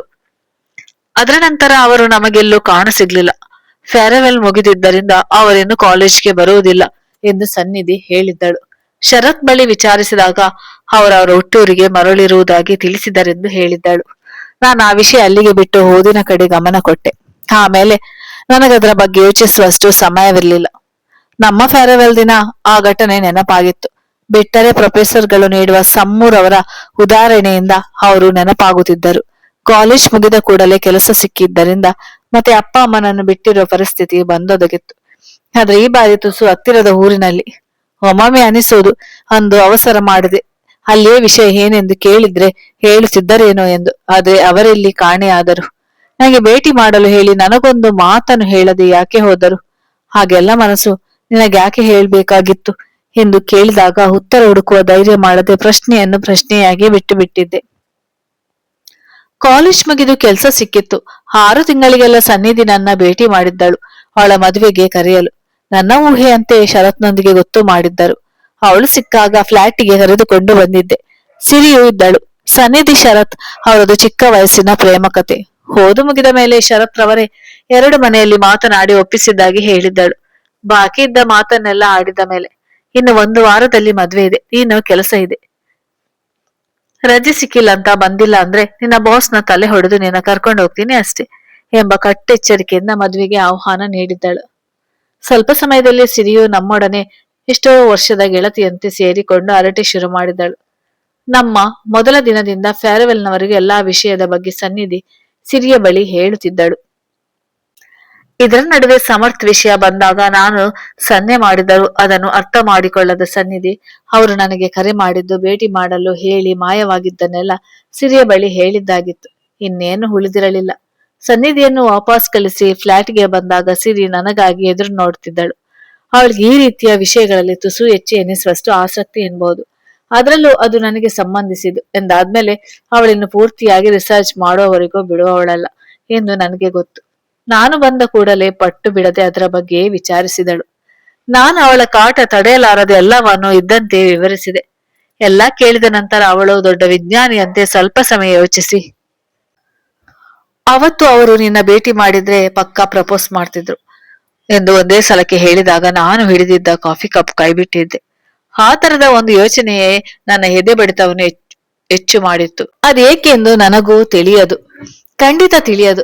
ವಾಸ್ತವಕ್ಕೆ ಬಂದು ಮನಸ್ಸಿನ ದುಗುಡ ಮರೆಮಾಚುತ್ತಾ ಸಿರಿಗೆ ಗದರಿ ರೂಮ್ ಸೇರಿಕೊಂಡಿದ್ದೆ. ಆದ್ರೆ ಸಿರಿಯ ಬುದ್ಧಿವಂತ ತಲೆಯಲ್ಲಿ ಮತ್ತೊಂದು ವಿಚಾರ ಓಡತೊಡಗಿತು. ಅದನ್ನು ನನ್ನ ತಲೆಗೂ ತುಂಬಿಸಿ ಬಿಟ್ಟಿದ್ದಳು. ಹೇಗೋ ಶರತ್ ಅವರ ಫ್ರೆಂಡ್ ಅಲ್ವಾ, ಮದ್ವೆಗೆ ಬಂದಿರ್ತಾರೆ, ಅಂದು ಭೇಟಿ ಮಾಡಲು ಹೇಳಿದ ಕಾರಣ ಕೇಳಿಬಿಡು ಎಂದು ಹುರಿದುಂಬಿಸಿದಳು. ಅವಳನ್ನು ನೋಡಿದರೆ ನನಗಿಂತ ಅವಳಿಗೆ ಹೆಚ್ಚು ಕುತೂಹಲವಿದ್ದಂತಿತ್ತು. ಆ ಯೋಚನೆಗೆ ನಂಗೆ ಸನ್ನಿಧಿಯ ಮದುವೆ ವಿಚಾರ ಹೇಳಿದಾಗಲೇ ಬಂದಿತ್ತು. ಆದರೆ ಅದನ್ನು ಸಿರಿಯ ಮುಂದೆ ಹೇಳುವ ತಪ್ಪು ಮಾಡಲಿಲ್ಲ. ಹಾಗೂ ಹೀಗೂ ನನ್ನನ್ನು ಮದುವೆಗೆ ಹೊರಡಲು ತಯಾರಿ ಮಾಡಿದ್ದಳು. ನಂಗೆ ಯಾಕೋ ಎಂದು ಇಲ್ಲದ ಅಂಜಿಕೆ ಬಂದು ಬಿಟ್ಟಿತ್ತು. ಅವರು ಖಂಡಿತ ಬಂದಿರ್ತಾರೆ. ಬಂದಿದ್ದರೂ ಅವರನ್ನು ಏನೆಂದು ಮಾತನಾಡಿಸೋದು? ನಾನು ಅವರಿಗೆ ನೆನಪಿನಲ್ಲಿರುವೆನಾ? ಸಿರಿ ಒತ್ತಾಯಿಸಿದ್ದರಿಂದ ಸನ್ನಿಧಿ ಶರತ್ನೊಂದಿಗೆ ಇದ್ದ ಅವರ ಇತ್ತೀಚಿನ ಫೋಟೋ ತೋರಿಸಿದಳು. ಸಿರಿ ಅವರ ಅಂದವನ್ನು ಹೊಗಳಿದ್ದು ಅತಿಶಯೋಕ್ತಿ ಎಂದೆನಿಸಲಿಲ್ಲ. ನಾನು ಆ ಫೋಟೋ ನೋಡಿದ್ದೆ. ಆಗಿನಕ್ಕಿಂತ ತುಸು ದಪ್ಪ ಆಗಿದ್ರು, ಬಹುಶಃ ಜಿಮ್ ಮಾಡುವ ಅಭ್ಯಾಸ ಇದೆ ಏನು. ಮೊದಲೇ ಎತ್ತರವಾಗಿದ್ದರು. ಈಗಂತೂ ಯಾವುದೋ ಫಾರ್ಮಲ್ ನಲ್ಲಿ ಫೋಟೋ ತೆಗೆಸಿದ್ದರಿಂದ ಚೆನ್ನಾಗಿಯೇ ಕಾಣಿಸಿದ್ದರು. ಅಲ್ಲೂ ಅವರ ಗುಳಿಯ ದರ್ಶನ ಕೊಟ್ಟಿತ್ತು. ಆದ್ರೆ ಸನ್ನಿಧಿ ಹೋದ್ಮೇಲೆ ಎಲ್ಲಾ ವಿಷಯ ಕೇಳಿದ ಸಿರಿ, ನಿನ್ನ ಅವರ ಜೋಡಿ ಸೂಪರ್ ಆಗಿದೆ ಕಣೆ ಸಮ್ಮು ಎಂದಾಗ ಮೈಯ ರಕ್ತವೆಲ್ಲ ಮುಖಕ್ಕೆ ಬಂದಂತೆ ಭಾಸವಾಗಿತ್ತು. ನಿನ್ನದು ಬರೀ ಭ್ರಮೆಯ ಲೋಕದಲ್ಲಿ ವಿಹರಿಸುವ ಕೆಲಸವೇ ಎಂದು ಜೋರು ಮಾಡಿದ್ದೆ. ಗೆಳತಿಯ ಜೀವನದ ಬಹುಮುಖ್ಯ ಸಂದರ್ಭವೆಂದು ಕಾರಣ ಕೇಳುವ ಕುತೂಹಲವು ಮತ್ತೊಂದು. ಒಟ್ಟಿನಲ್ಲಿ ಮದ್ವೆಗೆ ನಾನು ಹಾಜರಾಗಿದ್ದೆ. ಆದ್ರೆ ಅಲ್ಲಿ ಸುರಿಯ ಊಹೆ ನನ್ನ ನಂಬಿಕೆ ಹುಸಿಯಾಗಿತ್ತು. ಅವರು ಬಂದಿರ್ಲಿಲ್ಲ. ಯಾವುದೋ ಮುಖ್ಯ ಕೆಲಸ ಇರುವುದರಿಂದ 3 ದಿನದ ನಂತರ ಬರುವುದಾಗಿ ತಿಳಿಸಿದರಂತೆ. ಶರತ್ ಯಾರಿಗೋ ಹೇಳುವಾಗ ಕಿವಿಗೆ ಬಿದ್ದಿತ್ತು. ಆದ್ರೆ ನನಗೆ ರಜೆ ಇರಲಿಲ್ಲ. ಸನ್ನಿಧಿ ಇರಬೇಕೆಂದು ಒತ್ತಾಯಪಡಿಸಿದ್ದರಲ್ಲಿ ಆಶ್ಚರ್ಯವಿಲ್ಲ. ಆದ್ರೆ ಶರತ್ ತುಂಬಾ ಕೇಳಿಕೊಂಡರು ಎಂದು ನನ್ನೊಂದಿಗೆ ಸರಿಯಾಗಿ ಮಾತನಾಡದವರು ಅಷ್ಟು ಕೇಳಿಕೊಂಡಾಗ ಇದ್ದು ಬಿಡಲೇ ಅನಿಸಿತು. ಆದರೆ ಕೆಲಸದ ಕಾರಣದಿಂದ ಮರಳಿ ಬರ್ಬೇಕಾದ ಅನಿವಾರ್ಯವಾಯಿತು ನನಗೆ. ನಾನು ಹೋದ ದಿನದಿಂದಲೂ ಸಿರಿ ನನಗೆ ಮೆಸೇಜ್ ಕಾಲ್ ಮಾಡಿ ಅಲ್ಲಿನ ಅಪ್ಡೇಟ್ಗಳನ್ನು ಹೇಳಿಕೊಳ್ಳುತ್ತಿದ್ದಳು. ಆದರೆ ಅವರ ಗೈರಿನಿಂದ ನನಗಿಂತ ಅವಳಿಗೆ ಜಾಸ್ತಿ ನಿರಾಸೆಯಾಗಿತ್ತು. ಅಲ್ಲಿಂದ ಸಿರಿಗೆ ನನಗೆ ಕಾಡಿಸಿ ಗೋಳಾಡಿಸಲು ಒಂದು ವಿಷಯ ದೊರಕಿತ್ತು. ನಾನು ಗಂಭೀರವಾಗಿ ಗದರಿದಾಗಲೂ ಅವಳದನ್ನು ಪರಿಗಣಿಸುತ್ತಿರಲಿಲ್ಲ. ಅವಳ ಸ್ವಭಾವ ತಿಳಿದ ನಾನು ಅವಳಿಗೆ ಹೇಳುವುದನ್ನೇ ಬಿಟ್ಟು ಬಿಟ್ಟಿದ್ದೆ. ಸಮ್ಮು, ಆಯ್ತಾ ನಿದ್ದೆ? ಅಪ್ಪ ಕರೆತಿದ್ದಾರೆ, ಏನಂತ ನೋಡು ಎಂದು ಅಮ್ಮ ಹೇಳಿದಾಗ ವಾಸ್ತವಕ್ಕೆ ಬಂದೆ. ಅಮ್ಮ ನಾನು ಮಲಗಿ ಎದ್ದಿದ್ದೇನೆಂದು ತಿಳಿದಿದ್ದಳು. ಅಪ್ಪ ಕರೆದಿದ್ದಾರಂತೆ. ಹಾ, ಹೇಗಿದೆ ನಿನ್ನ ಕೆಲಸ ಎಲ್ಲವೂ? ಚೆನ್ನಾಗಿ ನಡೀತಿದೆ ಅಪ್ಪ. ಅಮ್ಮ ಏನಾದ್ರೂ ಹೇಳಿರ್ಬೇಕಲ್ವಾ? ಏನೋ ಅಭ್ಯಂತರ ಇಲ್ಲ ತಾನೆ? ಈಗಲೂ ಅಪ್ಪ ನನ್ನ ನಿರ್ಧಾರವನ್ನೇ ಕೇಳುತ್ತಿದ್ದಾರೆ. ಹೇಳಲು ಒಂದು ಕ್ಷಣ ಒದ್ದಾಡಿ ಹೋದೆ. ಯಾಕೀಗೆ? ನಾನೇನು ಹೇಳುವೆನೋ ಅದನ್ನು ಅಪ್ಪ ಖಂಡಿತ ಕಡೆಗಣಿಸುವುದಿಲ್ಲ. ಆದ್ರೆ ಬೇಡ ಎನ್ನಲು ನನ್ನ ಬಳಿ ಯಾವ ಕಾರಣವಿದೆ? ಇಷ್ಟು ಬೇಗ ಮದ್ವೆ ಯಾಕೆ ಎಂದು ಕೇಳಲೆ? ಎದೆಲ್ಲಿಯ ಬೇಗ? ಅಮ್ಮನಿಂದ ಪೂಜೆಯ ಸಮೇತ ಅಭಿಷೇಕವೂ ಆದೀತು. ನನಗೇಕೆ? ನಾಳೆಯ ವಧು ಪರೀಕ್ಷೆ ಒಪ್ಪಿಗೆ ಇಲ್ಲ. ಉತ್ತರ ಗೊತ್ತಿದ್ದರಲ್ಲವೇ ಹೇಳಲು? ಸಂಸ್ಕೃತಿ, ಅಪ್ಪ ಎಚ್ಚರಿಸಿದರು. ಏನು ತೊಂದರೆ ಇಲ್ಲ ಅಪ್ಪ. ನಿರಾಸಯವಾಗಿ ಬಂದಿತ್ತು ಮಾತು. ಅಮ್ಮನ ಉತ್ಸಾಹ ಕೆಡಿಸುವ ಮನಸ್ಸಿದ್ದಿಲ್ಲ. ಸರಿ, ಹಾಗಾದ್ರೆ ಅಮ್ಮನಿಗೆ ಹೇಳಿ ತಯಾರಿ ಮಾಡಿಕೊಳ್ಳಿ. ಅವ್ರು ನಾಳೆ ಬರುವುದಾಗಿ ಹೇಳಿದ್ದಾರೆ ಎಂದು ಅಪ್ಪ ಹೇಳಿದಾಗ ಸರಿ ಎಂಬಂತೆ ತಲೆ ಆಡಿಸಿ ಅಮ್ಮನ ಬಳಿ ನಡೆದೆ. ಅಮ್ಮ ಆಗಲೇ ನಾಳೆಗೆ ತಯಾರಿ ನಡೆಸುತ್ತಿದ್ದಳು. ನಾನು ಬಂದಿದ್ದನ್ನು ನೋಡಿ ನನ್ನನ್ನು ಅವಳ ಪಕ್ಕವೇ ಕೂರಿಸಿಕೊಂಡು ಸ್ವಲ್ಪ ಹೊತ್ತು ದಿಟ್ಟಿಸಿದಳು. ನಾನು ಯಾಕಮ್ಮ ಎಂದು ಕೇಳಿದಾಗ ಏನಿಲ್ಲ ಎಂದು ನಸುನಕ್ಕಳು. ಹುಡುಗ ಮಡಿಕೇರಿ ಕಡೆಯವನಂತೆ. ನಿನ್ನ ಅಪ್ಪನ ಪರಿಚಯ. ಅವನದೇ ಸ್ವಂತ ಕಂಪನಿ ಇದೆಯಂತೆ. ತಂದೆ ಇಲ್ಲ, ತಾಯಿಯೊಬ್ಬಳೆ, ಒಬ್ಬನೇ ಮಗ. ಬಹಳ ಒಳ್ಳೆಯ ಜನರೆಂದು ಕಾಣುತ್ತದೆ. ಸ್ವಲ್ಪ ದಿನಗಳ ಹಿಂದೆ ಅವನ ತಾಯಿಯೊಂದಿಗೆ ಬಂದಿದ್ದ. ನಿನ್ನ ಅಪ್ಪನ ಬಳಿ ಏನೋ ಮಾತನಾಡೋದಿದ್ದಿತ್ತು. ಅಮ್ಮ ನಾಳೆ ಬರುವವನ ಚರಿತ್ರೆ ಹೇಳುತ್ತಿದ್ದಳು. ನನಗೇನು ಕೇಳುವ ಮನಸ್ಸಿದ್ದಿಲ್ಲ. ಆದ್ರೆ ಮೊದಲೇ ತಾಯಿಯೊಂದಿಗೆ ಯಾಕೆ ಬಂದಿದ್ದು? ಎಲ್ಲ ಹೇಳಿದ ಅಮ್ಮ ಕಡೆಗೆ ಹುಡುಗನ ಹೆಸರು ಹೇಳಲು ಮರೆತಳು. ಕೇಳಲು ನನಗೊಂದು ರೀತಿ ಮುಜುಗರ. ಅಮ್ಮ ಹುಡುಗನ ಬಗ್ಗೆ ಹೇಳುತ್ತಿದ್ದಂತೆಲ್ಲ ನನ್ಗೆ ಅವರ ಮುಖ ತೇಲಿ ಬರುತ್ತಿತ್ತು. ನನ್ನ ಮನಸ್ಸಿಗೆ ಒಂದಷ್ಟು ಬೈದು ಅದರ ಯೋಚನೆಗಳಿಗೆ ಕಡಿವಾಣ ಹಾಕಿ ವಾಸ್ತವಕ್ಕೆ ನನ್ನನ್ನು ನಾನು ಒಗ್ಗಿಸಿಕೊಂಡು ಅಮ್ಮನ ಮಾತಿಗೆ ಹೂಗುಟ್ಟಿದೆ. ಏನೇ ಹೂ? ಯಾರೇ ಅವನು ಎಂದಾಗ ಎಚ್ಚೆತ್ತೆ.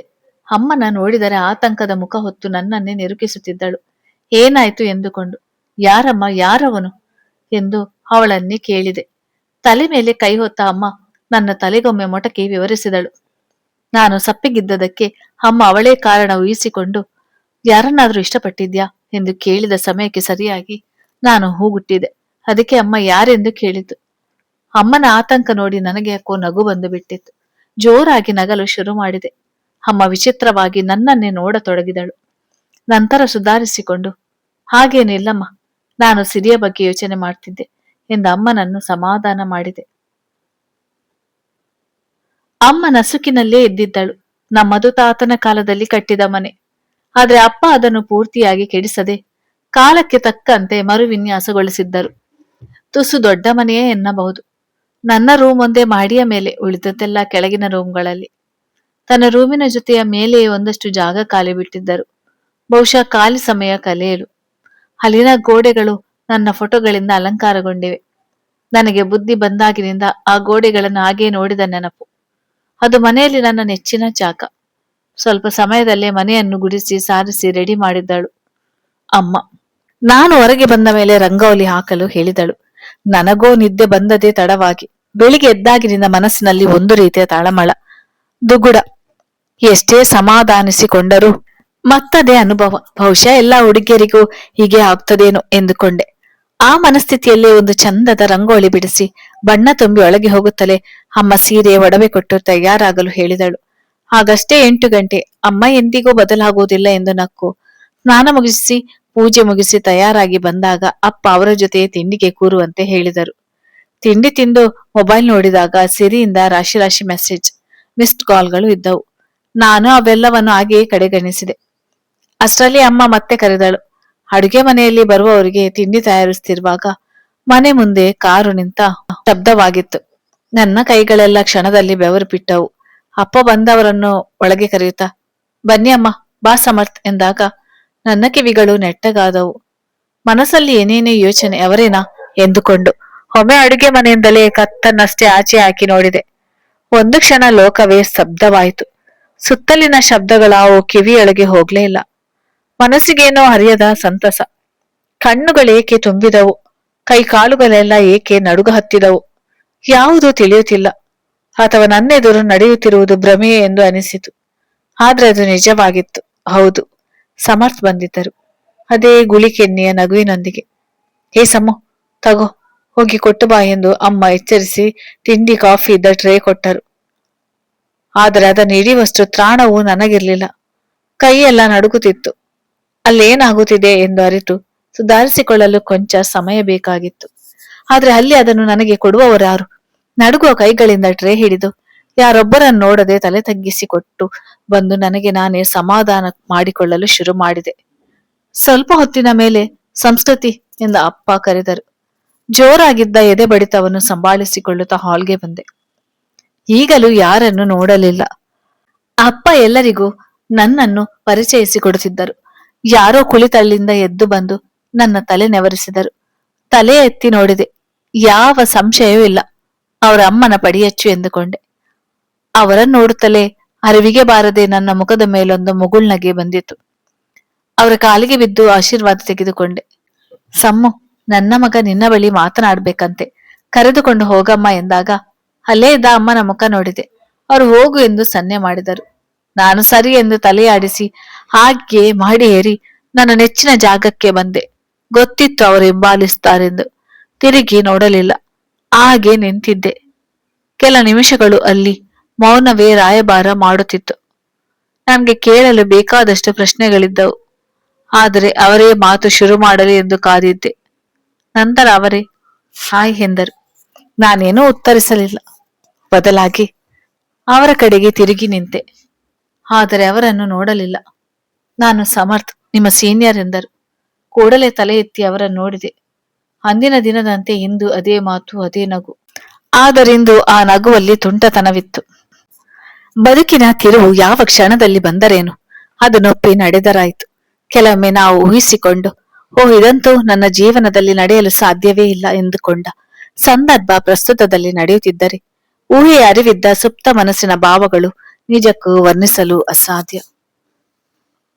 ಸದ್ಯಕ್ಕೆ ನನ್ನ ಸ್ಥಿತಿ ಅದೇ ರೀತಿಯಾಗಿತ್ತು. ಆದ್ರೆ ನಾನೆಂದು ಅವರನ್ನು ಹೀಗೆ ಊಹಿಸಿಕೊಂಡಿದ್ದೇನೋ ತಿಳಿಯುತ್ತಿಲ್ಲ. ಬಹುಶಃ ಮೊದಲ ದಿನ ನನ್ನ ತಪ್ಪಿಗೆ ಅವರು ಕ್ಷಮೆ ಕೇಳಿದಾಗಲ, ಸ್ಟೇಜ್ ಮೇಲೆ ಮುದ್ದಾಗಿ ಗಿಟಾರ್ ಹಿಡಿದು ನಿಂತಾಗಲ, ನನ್ನ ಮುಂದೆ ಬಂದು ಮಾತನಾಡಿದಾಗಲ, ಪ್ರೊಫೆಸರ್ಗಳಿವರ ನೆನಪಿಸಿದಾಗಲ, ಸಿರಿ ಇವರ ಹೆಸರು ಹೇಳಿ ಕಾಡಿಸಿದಾಗಲ, ಅಥವಾ ಪ್ರತಿ ಬಾರಿಯೂ ಖಂಡಿತ ಗೊತ್ತಿಲ್ಲ. ಆದ್ರೆ ನಾನು ಊಹಿಸಿಕೊಂಡಿದ್ದು ನಿಜವೆಂದು ಬೆಳಿಗ್ಗೆ ಅವರನ್ನು ಕಂಡಾಗ ಖುಷಿಯಿಂದ ಹಗುರಾಗಿ ಕುಣಿದ ಮನಸ್ಸು, ತುಂಬಿ ಬಂದ ಕಣ್ಣುಗಳಿಂದ ಸ್ಪಷ್ಟವಾಗಿದೆ. ಆದರೀಗ ಅವರ ಮೇಲೆ ಮುನಿಸಿಕೊಂಡ ಮನಸ್ಸಿಗೇನು ಹೇಳುವುದು? ಅಷ್ಟು ಸಲುಗೆ ನನಗೆಂದು ಬಂದಿರುವುದು. ಅವರೆಂದು ನನ್ನ ಬಳಿ ಮುಕ್ತವಾಗಿ ಮಾತನಾಡಿದ್ದಾರೆ. ಅಷ್ಟೇ ಯಾಕೆ ಸರಿಯಾಗಿ ನೋಡಿಯೂ ಇಲ್ಲ. ಆದರೂ ಅವರನ್ನು ನೋಡಿದಾಗ ನನಗೇಕೆ ಅವರು ತುಂಬಾ ಹತ್ತಿರದವರು ಎನಿಸುತ್ತಾರೆ. ಬಹುಶಃ ಪ್ರೀತಿ ಏನೋ. ನನ್ನ ಯೋಚನೆಗಳು ನನಗೆ ಬಾಲಿಶವೆನಿಸಿ ನಸುನಕ್ಕೆ. ಹಬ್ಬ, ಅಂತೂ ನಿಮ್ಮ ಮುಖದಲ್ಲಿ ನಗು ಮೂಡಿದೆ ಎಂದು ಸಮರ್ಥ್ ಹೇಳಿದಾಗ ಸುಮ್ಮನಾಗಿ ಅವರನ್ನೇ ದಿಟ್ಟಿಸಿದೆ. ಮತ್ತೆ ಕೋಪ ಬಂತ ನನ್ ಮೇಲೆ ಎಂದು ಕೇಳಿದಾಗ, ಆ ದಿನ ಯಾಕೆ ಭೇಟಿ ಮಾಡೋಕೆ ಹೇಳಿದ್ದೀರಿ ಎಂದು ನನಗೆ ಇಷ್ಟು ದಿನಗಳಿಂದ ಬಹುವಾಗಿ ಕಾಡಿದ್ದ ಪ್ರಶ್ನೆಯನ್ನು ಕೇಳಿಯೇ ಬಿಟ್ಟೆ. ಅಷ್ಟಕ್ಕೆ ಅವರ ಮುಖ ಗಂಭೀರವಾಯಿತು. ಒಂದು ಹೆಜ್ಜೆ ಮುಂದೆ ಬಂದು ನನ್ನ ಕೈ ಹಿಡಿದುಕೊಂಡರು. ನಾನು ಅವರ ಕಡೆ ಆಶ್ಚರ್ಯದಿಂದ ನೋಡುತ್ತಾ ಉಳಿದು ಬಿಟ್ಟೆ. 2 ಕ್ಷಣ ನನ್ನನ್ನೇ ದಿಟ್ಟಿಸಿ ಐ ಲವ್ ಯು ಎಂದು ಬಿಡುವುದಾ? ನಾನು ಕಣ್ಣುಗಳನ್ನು ಅರಳಿಸಿ ಹುಬ್ಬು ಸಂಕೋಚಿಸಿ ನೋಡಿದಾಗ ನನ್ನ ಕೈ ಬಿಟ್ಟವರೇ 2 ಹೆಜ್ಜೆ ಹಿಂದೆ ಸರಿದು, ಇದನ್ನು ಹೇಳೋಕ್ಕೆ ನಿಮ್ಮನ್ನು ಕರೆದದ್ದು ಎಂದರು. ತಕ್ಷಣವೇ ಸಿರಿ ನೆನಪಾಗಿ ಬಿಟ್ಟಳು. ಅವಳಿದನ್ನೇ ಅಲ್ವೇ ಹೇಳಿದ್ದು. ಮತ್ತೆ ನೀವು ಅವತ್ತು ಅಲ್ಲಿಗೆ ಬರ್ಲೇ ಇಲ್ಲ. ನನಗಂತೂ ತಲೆ ಕೊರೆಯುತ್ತಿದ್ದ ವಿಷಯಗಳನ್ನು ಬಗೆಹರಿಸಿಕೊಳ್ಳಬೇಕಾಗಿತ್ತು. ನಾನಿದನ್ನು ಅವತ್ತೇ ಹೇಳಿದ್ದರೆ ಇವತ್ತು ನೀರಲ್ಲಿ ಸಣ್ಣ ಅಲೆಯೊಂದನ್ನು ಹಾಡನ್ನು ರಿಪೀಟ್ ಮೋಡ್ನಲ್ಲಿ ಕೇಳಬೇಕಾಗಿತ್ತು ಎಂದಾಗ ಅರ್ಥವಾಗದೆ ಅವರನ್ನೇ ನೋಡಿದೆ. ನನಗೆ ಗೊತ್ತು ನಿಮ್ಗೆ ಅರ್ಥವಾಗಿಲ್ಲ ಅಂತ. ನಿಮ್ಮ ಹತ್ತಿರ ಹೇಳೋಕೆ ತುಂಬಾ ಇದೆ, ಆದ್ರೆ ಇಲ್ಲಿ ಆಗಲ್ಲ, ಮದ್ವೆ ಆದ್ಮೇಲೆ ಹೇಳ್ತೀನಿ ಎಂದಾಗ ನಾನಿನ್ನು ನನ್ನ ಒಪ್ಪಿಗೆಯನ್ನೇ ತಿಳಿಸಿಲ್ಲ ಎಂದೇ ಕೈಕಟ್ಟಿ ಅವರು ನನ್ನನ್ನೇ ದಿಟ್ಟಿಸಿದರು. ನನಗೆ ಅವರ ಕಣ್ಣಿನೊಂದಿಗೆ ನೋಟ ಬೆರೆಸಲಾಗಲಿಲ್ಲ. ಸೋಲುವೆನೆಂಬ ಭಯವೇನು. ನಿಮಗೆ ಒಪ್ಪಿಗೆ ಇಲ್ವಾ ಸಮ್ಮು ಎಂದು ಗಂಭೀರವಾಗಿ ಕೇಳಿದಾಗ, ಇಲ್ಲವೆಂದು ಹೇಗೆ ಹೇಳಲಿ? ಅದು ನನ್ನ ಮನಸ್ಸಿಗೆ ನಾನೇ ಮಾಡಿಕೊಳ್ಳುವ ಮೋಸವಾಗಬಹುದು. ಇದರ ನಡುವೆ ಹಿಂದೆ ಬಲವಾದ ಕಾರಣವಿದೆ ಎಂದು ಪದೇ ಪದೇ ಅನಿಸ್ತಿದೆ. ಆದ್ರೆ ಇಷ್ಟು ಬೇಗ ಒಪ್ಪಿಗೆಯನ್ನು ಹೇಗೆ ಹೇಳುವುದು? ಯಾಕೆ ಒಪ್ಪಿಗೆ ಎಂದು ಬಿಟ್ಟರೆ? ಅಯ್ಯೋ ದೇವ್ರೆ, ನನ್ನಿಂದ ಉತ್ತರಿಸಲಾಗದು. ಕೆಳಗಿನಿಂದ ಅಮ್ಮನ ಕೂಗು ಕೇಳಿದಾಗ ಅವರಿಗೇನೋ ಉತ್ತರಿಸದೆ ಕೆಳಗಿಳಿದೆ. ಅವರು ಹಿಂಬಾಲಿಸಿದರು. ಏನಮ್ಮ ಹುಡುಗ ಒಪ್ಪಿಗೆಯಾ ಎಂದು ಅಪ್ಪ ಕೇಳಿದಾಗ ನನ್ನ ಹೋರೆ ನೋಟ ಅಪ್ರಯತ್ನವಾಗಿ ಅವರೆಡೆಗೆ ಅರಿಯಿತು. ಉಸಿರು ಬಿಗಿ ಹಿಡಿದು ನನ್ನನ್ನೇ ದಿಟ್ಟಿಸುತ್ತಿದ್ದಾರೆ. ನಿಮ್ಮಿಷ್ಟ ಅಪ್ಪ ಎಂದಾಗ ಬಿಟ್ಟ ನಿಟ್ಟುಸಿರು ಸಹ ಕೇಳಿಸಿತು. ಅಮ್ಮನ ಅಣತಿಯಂತೆ ನಾನು ಹೊಳ ನಡೆದೆ. ನಂತರ ಹಿರಿಯರೆಲ್ಲ ಸೇರಿ ಮುಂದಿನ ಕೆಲಸ ಕಾರ್ಯಗಳ ಬಗ್ಗೆ ಚರ್ಚಿಸುತ್ತಿದ್ದರು. ನನಗ್ಯಾಕೋ ಈ ವಿಷಯವನ್ನು ಸಿರಿಯೊಂದಿಗೆ ಹಂಚಿಕೊಳ್ಳುವ ಮನಸ್ಸಾಯಿತು. ಕೂಡಲೇ ಅಲ್ಲೇ ಅಡುಗೆ ಕಟ್ಟೆಯ ಮೇಲಿದ್ದ ಫೋನ್ ತೆಗೆದು ಅವಳ ಮೆಸೇಜ್ಗಳನ್ನು ನೋಡಿದ್ದೆ. ಕ್ಷಮೆ ಕೇಳುವಂತಿರುವ ಸ್ಟಿಕ್ಕರ್ಗಳ ಜಾತ್ರೆಯನ್ನೇ ಮಾಡಿದ್ದಳು. ಅವೆಲ್ಲವನ್ನು ಬಿಟ್ಟು ಸಿರಿ ನಿನಗೊಂದು ಗುಡ್ ನ್ಯೂಸ್ ಎಂದು ಮೆಸೇಜ್ ಕಳಿಸಿದೆ. ಕೂಡಲೇ ಮೆಸೇಜ್ ನೋಡಿದಳು. ಹಬ್ಬ, ಅಂತೂ ನನ್ ಜೊತೆ ಮಾತನಾಡುವ ಮನಸ್ಸು ಮಾಡಿದೆಯಲ್ಲ, ಏನೇ ಗುಡ್ ನ್ಯೂಸ್ ಎನ್ನುವ ಸಂದೇಶ ಬಂದಿತ್ತು. ಅಡುಗೆ ಮನೆಯಿಂದಲೇ ಹಾಲ್ನಲ್ಲಿರುವವರನ್ನು ಕಾಣುವ ಹಾಗೆ ಫೋಟೋ ತೆಗೆದು ಕಳಿಸಿದೆ. ನೋಡಿದ ಕೂಡಲೇ ಅವಳ ಉತ್ಸಾಹ ಅವಳು ಒಂದೇ ನಿಮಿಷದಲ್ಲಿ ಕಳಿಸಿದ 10-20 ಮೆಸೇಜ್ಗಳಿಂದಲೇ ನನಗೆ ತಿಳಿಯಿತು. ತಕ್ಷಣವೇ ವಿಡಿಯೋ ಕಾಲ್ ಸಹ ಮಾಡಿದಳು. ಅದನ್ನು ರಿಸೀವ್ ಮಾಡಿ ಮನೆಯಲ್ಲಿರುವವರ ಮುಂದೆ ನಗೆ ಪಾಟಲಾಗಲು ನನಗೆ ಸಮ್ಮತವಿರಲಿಲ್ಲ. ನನ್ನ ಊಹೆ ಸರಿ ಇದ್ದರೆ ಸದ್ಯಕ್ಕೆ ಅವಳ ಪಕ್ಕದಲ್ಲಿ ಕೆಲಸ ಮಾಡುವವರೆಲ್ಲರ ಒಂದು ವಿಚಿತ್ರ ನೋಟ ಅವಳ ಕಡೆ ಹರಿದಿರುತ್ತದೆ. ಅಮ್ಮ ಕರೆತಿದ್ದಾರೆ, ಆಮೇಲೆ ಮಾತಾಡ್ತೀನಿ ಎಂದು ಮೆಸೇಜ್ ಕಳಿಸಿ ನಿಲ್ಲುತ್ತಿದ್ದಂತೆ ಅಮ್ಮ ನಿಜವಾಗಿಯೂ ಕರೆದೇ ಬಿಟ್ಟಳು. ಹಾಲ್ಗೆ ಬಂದು ನೋಡಲು ಅವರೆಲ್ಲರೂ ಹೊರಟು ನಿಂತಿದ್ದರು. ನಾನು ಅಮ್ಮನ ಹಿಂದೆ ಹೋಗಿ ನಿಂತೆ. ಬೇಡ ಬೇಡವೆಂದರೂ ಕಣ್ಣುಗಳು ಅವರನ್ನು ಹುಡುಕಿದವು. ಕಾರಿನ ಬಳಿ ನಿಂತಿದ್ದರು. ತಕ್ಷಣ ನೋಟ ಬದಲಾಯಿಸಿದೆ. ಅವರು ನನ್ನನ್ನೇ ನೋಡುತ್ತಿದ್ದರು. ಹಬ್ಬ, ಆ ಗುಳಿಯಿಂದಲೇ ಮುನಿಸು ತೋರಿಸಿ ಆಟವಾಡಿಸುವ ನನ್ನ ನಿರ್ಧಾರವನ್ನು ಬದಲಾಯಿಸಿ ಬಿಡುತ್ತಾರೆ ಎಂದುಕೊಂಡು ತಲೆ ತಗ್ಗಿಸಿ ನಿಂತೆ. ಅವರು ಹೊರಟರು. ಅವರ ನಗುಮುಖ ನನ್ನ ಮನಸ್ಸಿನಲ್ಲಿ ಅಚ್ಚಾಗಿತ್ತು. ಅಮ್ಮ ಅಪ್ಪನ ಮುಖ ನೋಡಿದೆ. ಹರಿಯದ ತೃಪ್ತಿ ಇತ್ತು. ಅಮ್ಮನಂತೂ ಅವರನ್ನು ಹೊಗಳುವುದರಲ್ಲೇ ಮುಳುಗಿದ್ದರು. ಅವರನ್ನು ನೋಡುತ್ತಲೇ ನನ್ನ ಮನಸ್ಸಿಗೂ ತೃಪ್ತಿಯಾಗಿತ್ತು. ಬಯಸಿದ್ದವರ ನೆಮ್ಮದಿಯನ್ನಷ್ಟೇ. ಅಪ್ಪ ನನ್ನನ್ನು ಬಳಿ ಕರೆದರು. ತಲೆ ನೆವರಿಸಿದಾಗ ನಗುಮುಖದಿಂದ ಅವರನ್ನು ಕಂಡೆ. ಅಮ್ಮನ ಕಣ್ಣು ಅದಾಗಲೇ ತುಂಬಿತ್ತು. ಎಲ್ಲ ತಂದೆ ತಾಯರು ತಮಗೆ ಹೆಣ್ಣು ಮಗು ಹುಟ್ಟಿದಾಗಿನಿಂದ ಕಾಣುವ ಕನಸಿನ ಕ್ಷಣದ ಮುನ್ನಡೆಯದು. ಅಪ್ಪ ಎಂದು ಭಾವನೆಗಳನ್ನು ಹೊರಹಾಕಿದವರಲ್ಲ. ಅದರಿಂದ ತುಸು ಹೆಚ್ಚೇ ಖುಷಿಯಾಗಿದ್ದರು. ಅವರು ನನಗೆ ಕೊಟ್ಟಿರುವ ಪರಿಶುದ್ಧ ಪ್ರೇಮಕ್ಕೆ ಬದಲಿಗೆ ನಾನು ಅವರಿಗೆ ಏನನ್ನು ಕೊಡಲಾಗದು ಈ ಖುಷಿಯನ್ನು ಹೊರತುಪಡಿಸಿ. ನಾನೆಂದು ಅವರನ್ನು ಹೀಗೆ ನೋಡಲು ಇಚ್ಛಿಸುತ್ತೇನೆ. ಪಶ್ಚಿಮಕ್ಕೆ ಸಾಗರದಲ್ಲಿ ಲೀನವಾಗುತ್ತಿರುವ ಸೂರ್ಯ, ಗೂಡಿಗೆ ಮರಳುತ್ತಿರುವ ಹಕ್ಕಿಗಳು, ಅಲೆಗಳ ಬೋರ್ಗರೆತ, ಬೀಸುತ್ತಿರುವ ತಂಗಾಳಿ, ದಡದ ಮರಳಿನಲ್ಲಿ ಮನೆ ಕಟ್ಟಿ ಕೆಡಿಸುತ್ತಾ ನಲಿಯುತ್ತಿರುವ ಪುಟ್ಟ ಮಕ್ಕಳು, ಅಲ್ಲಲ್ಲಿ ಕೈ ಹಿಡಿದು ನಡೆದಾಡುತ್ತಿರುವ ಜೋಡಿಗಳು, ಪ್ರಕೃತಿಯ ಮಡಿಲಲ್ಲಿ ಕಳೆದು ಹೋಗುವ ಕ್ಷಣಗಳು ಬಲು ಆಹ್ಲಾದಕರ. ಥ್ಯಾಂಕ್ ಯು ಸಮ್ಮು ಎಂದಾಗ ಅವರೆಡೆ ನೋಡಿದೆ. ನಾನು ಊರಿನಿಂದ ಬಂದು 2 ದಿನಗಳಾಗಿತ್ತು. ಸಿರಿಯಂತೂ ಹೆಚ್ಚೇ ಖುಷಿಯಲ್ಲಿದ್ದಳು. ಮುಂದಿನ 2 ತಿಂಗಳಲ್ಲಿ ಮದ್ವೆ ಎಂದಾಗಿತ್ತು. ಅಪ್ಪ ತಿಂಗಳ ಮುಂಚೆ ಬಂದು ಬಿಡು ಎಂದು ಹೇಳಿ ನನ್ನನ್ನು ಕಳಿಸಿಕೊಟ್ಟಿದ್ದರು. ಇನ್ನು ಬೆಳಿಗ್ಗೆ ಆಫೀಸ್ಗೆ ಹೋಗಲು ತಯಾರಾಗುವಾಗ ಅವರ ಕರೆ ಬಂದಿತ್ತು. ನಾನು ಇದನ್ನು ಊಹಿಸಿದ್ದೆ. ಸಂಜೆ ಕೆಲಸ ಮುಗಿದ್ಮೇಲೆ ನನ್ನನ್ನು ಭೇಟಿ ಮಾಡುವುದಾಗಿ ತಿಳಿಸಿದ್ದರು. ನನಗಿಂತ ಮುಂಚೆಯೇ ಬಂದು ಆಫೀಸ್ನ ಎದುರಿಗೆ ಕಾಯುತ್ತಿದ್ದರು. ಅಲ್ಲಿಂದ ನೇರವಾಗಿ ಬೀಚ್ ಬಳಿ ಕರೆದೊಯ್ದಿದ್ದರು. ದಾರಿಯುದ್ದಕ್ಕೂ ಒಂದೂ ಮಾತಿಲ್ಲ. ನಾನೂ ಮಾತನಾಡಲಿಲ್ಲ. ಆದರೆ ಅವರ ಜೊತೆ ಹೀಗೆ ಎಷ್ಟು ದೂರ ಬೇಕಾದರೂ ಸಾಗಬಹುದು ಎನಿಸಿದ್ದು ಮಾತ್ರ ಸತ್ಯ. ನನ್ನಲ್ಲೊಂದು ಕುತೂಹಲವಿತ್ತು. ಇಷ್ಟು ದಿನಗಳ ಗೊಂದಲಗಳಿಗೆ ಮುಕ್ತಿ ಸಿಗುವುದರಿಂದ ಅಲ್ಲೇ ಹತ್ತಿರದಲ್ಲಿ ಇದ್ದ ಬಂಡೆಯ ಮೇಲೆ ಕುಳಿತೆ. ಅವರು ಬಳಿ ಬಂದು ಕುಳಿತು ಮಾತನಾಡಲು ಶುರು ಮಾಡಿದರು. ನನ್ನ ಕಾಲೇಜ್ ದಿನಗಳಲ್ಲಿ ಬಹಳಷ್ಟು ಪ್ರೇಮ ಕಥೆಗಳನ್ನು ಕೇಳಿದ್ದೇನೆ, ನೋಡಿದ್ದೇನೆ. ಆದ್ರೆ ಒಂದು ದಿನಕ್ಕೂ ನನಗೂ ಈ ರೀತಿಯಾಗಿ ಒಂದು ಕತೆ ಇರಬೇಕಾಗಿತ್ತು ಅನಿಸಿದ್ದಿಲ್ಲ, ನಿನ್ನ ನೋಡುವವರೆಗೂ ಎಂದಾಗ ಅವರ ಕಡೆ ನೋಡಿದೆ. ಅವರ ನೋಟ ದೂರದಲ್ಲಿ ಮುಳುಗುತ್ತಿರುವ ಸೂರ್ಯನ ಕಡೆ ಇತ್ತು. ಮತ್ತೆ ಅವರೇ ಮುಂದುವರಿಸಿದರು. ಕಾಲೇಜ್ನ ಕೊನೆ ದಿನಗಳವು. ಯಾವುದೋ ಸಹಿಗೋಸ್ಕರ ನಾನು ಪ್ರಿನ್ಸಿಪಾಲ್ ರೂಮಿನ ಹತ್ತಿರ ಬಂದಿದ್ದೆ. ನನಗಿನ್ನು ನೆನಪಿದೆ. ಏನು, ನಿನ್ನ ಅಪ್ಪನ ಜೊತೆ ಅಡ್ಮಿಷನ್ಗೆ ಬಂದಿದ್ದೆ ಅನಿಸುತ್ತೆ. ಅದೆಷ್ಟು ಗಂಭೀರತೆ ಇತ್ತು ನಿನ್ನ ಮುಖದಲ್ಲಿ. ಏನೊಂದು ಮಾತನಾಡದೆ ಬರೀ ಆ ಕಣ್ಣುಗಳಷ್ಟೇ ಹೊರಳಿಸಿ ಪೂರ್ತಿ ಕಾಲೇಜನ್ನು ನೋಡ್ತಿದ್ದೆ. ನಾನು ಬಂದ ಕೆಲಸ ಮರೆತು ನಿನ್ನನ್ನೇ ಹಿಂಬಾಲಿಸ್ತಿದ್ದೆ. ನನ್ನ ಬಗ್ಗೆ ನನಗೆ ಆಶ್ಚರ್ಯವಾಗಿತ್ತು. ಎಂದೂ ಇಲ್ಲದ ಬದಲಾವಣೆಗಳು ನನಗೇನು ಖುಷಿ ಕೊಟ್ಟಿದ್ದವು. ನಿನ್ನ ಅಪ್ಪ ನನ್ನನ್ನು ಬಿಟ್ಟು ಹೋದ ಮೇಲೆ ನೀನು ಕಣ್ಣೀರು ಒರೆಸುತ್ತಾ ಹೋದದ್ದು ನಾನು ನೋಡಿದ್ದೆ. ನಿನ್ನ ಕಣ್ಣೀರು ಕಂಡು ಮನಸ್ಸು ಭಾರವಾಗಿತ್ತು. ಕ್ಷಣಗಳ ಹಿಂದಷ್ಟೇ ಕಂಡ ಹುಡುಗಿಯ ನೋವು, ಕಣ್ಣೀರು ನನ್ನನ್ನೇಕೆ ಬಾಧಿಸಿತು ಎಂದು ಕೇಳಿಕೊಂಡಾಗ ನನಗೂ ಯಾವ ಉತ್ತರವೂ ಸಿಗಲಿಲ್ಲ. ಆದ್ರೆ ನಿನ್ನ ಬಾಡಿದ ಮುಖ ನನ್ನನ್ನು ಹಿಂಸಿಸುತ್ತಿತ್ತು. ಆ ಕ್ಷಣಕ್ಕೆ ನಾನು ಅದೆಷ್ಟು ಅಸಹಾಯಕನಾಗಿದ್ದೆ. ಮರುದಿನ ನೀನು ಮತ್ತೆ ಎದುರಾಗಿ ನಿನ್ನ ಹೆಸರು ಸಹ ಸಮ್ಮು ಎಂದು ತಿಳಿದಾಗ ಮನ ಕುಣಿದಿತ್ತು. ಆಡಿಟೋರಿಯಂನಲ್ಲಿ ನೀನು ನನ್ನ ದಿಟ್ಟಿಸಿದ ಆ 2 ಕ್ಷಣ ನಾನು ಗಿಟಾರ್ ಕಲಿತಿದ್ದು ಸಾರ್ಥಕ ಎನಿಸಿತು. ಮನಸ್ಸು ಮತ್ತೆ ಮತ್ತೆ ಹೇಳಿತ್ತು ನನಗೆ ಪ್ರೀತಿಯಾಗಿದೆ ಎಂದು. ಫೇರ್ವೆಲ್ ದಿನ ನಿನ್ನ ಮಾತನಾಡಿಸಲು ತುಂಬಾ ಪ್ರಯತ್ನ ಪಟ್ಟೆ. ಕಡೆಗೆ ನಿನ್ನ ಹಾಸ್ಟೆಲ್ ವರೆಗೂ ಹಿಂಬಾಲಿಸಿದೆ. ಆದ್ರೆ ನಿನ್ನ ಗಂಭೀರ ಮುಖ ನನ್ನನ್ನು ಹಿಂಜರಿಯುವಂತೆ ಮಾಡುತ್ತಿತ್ತು.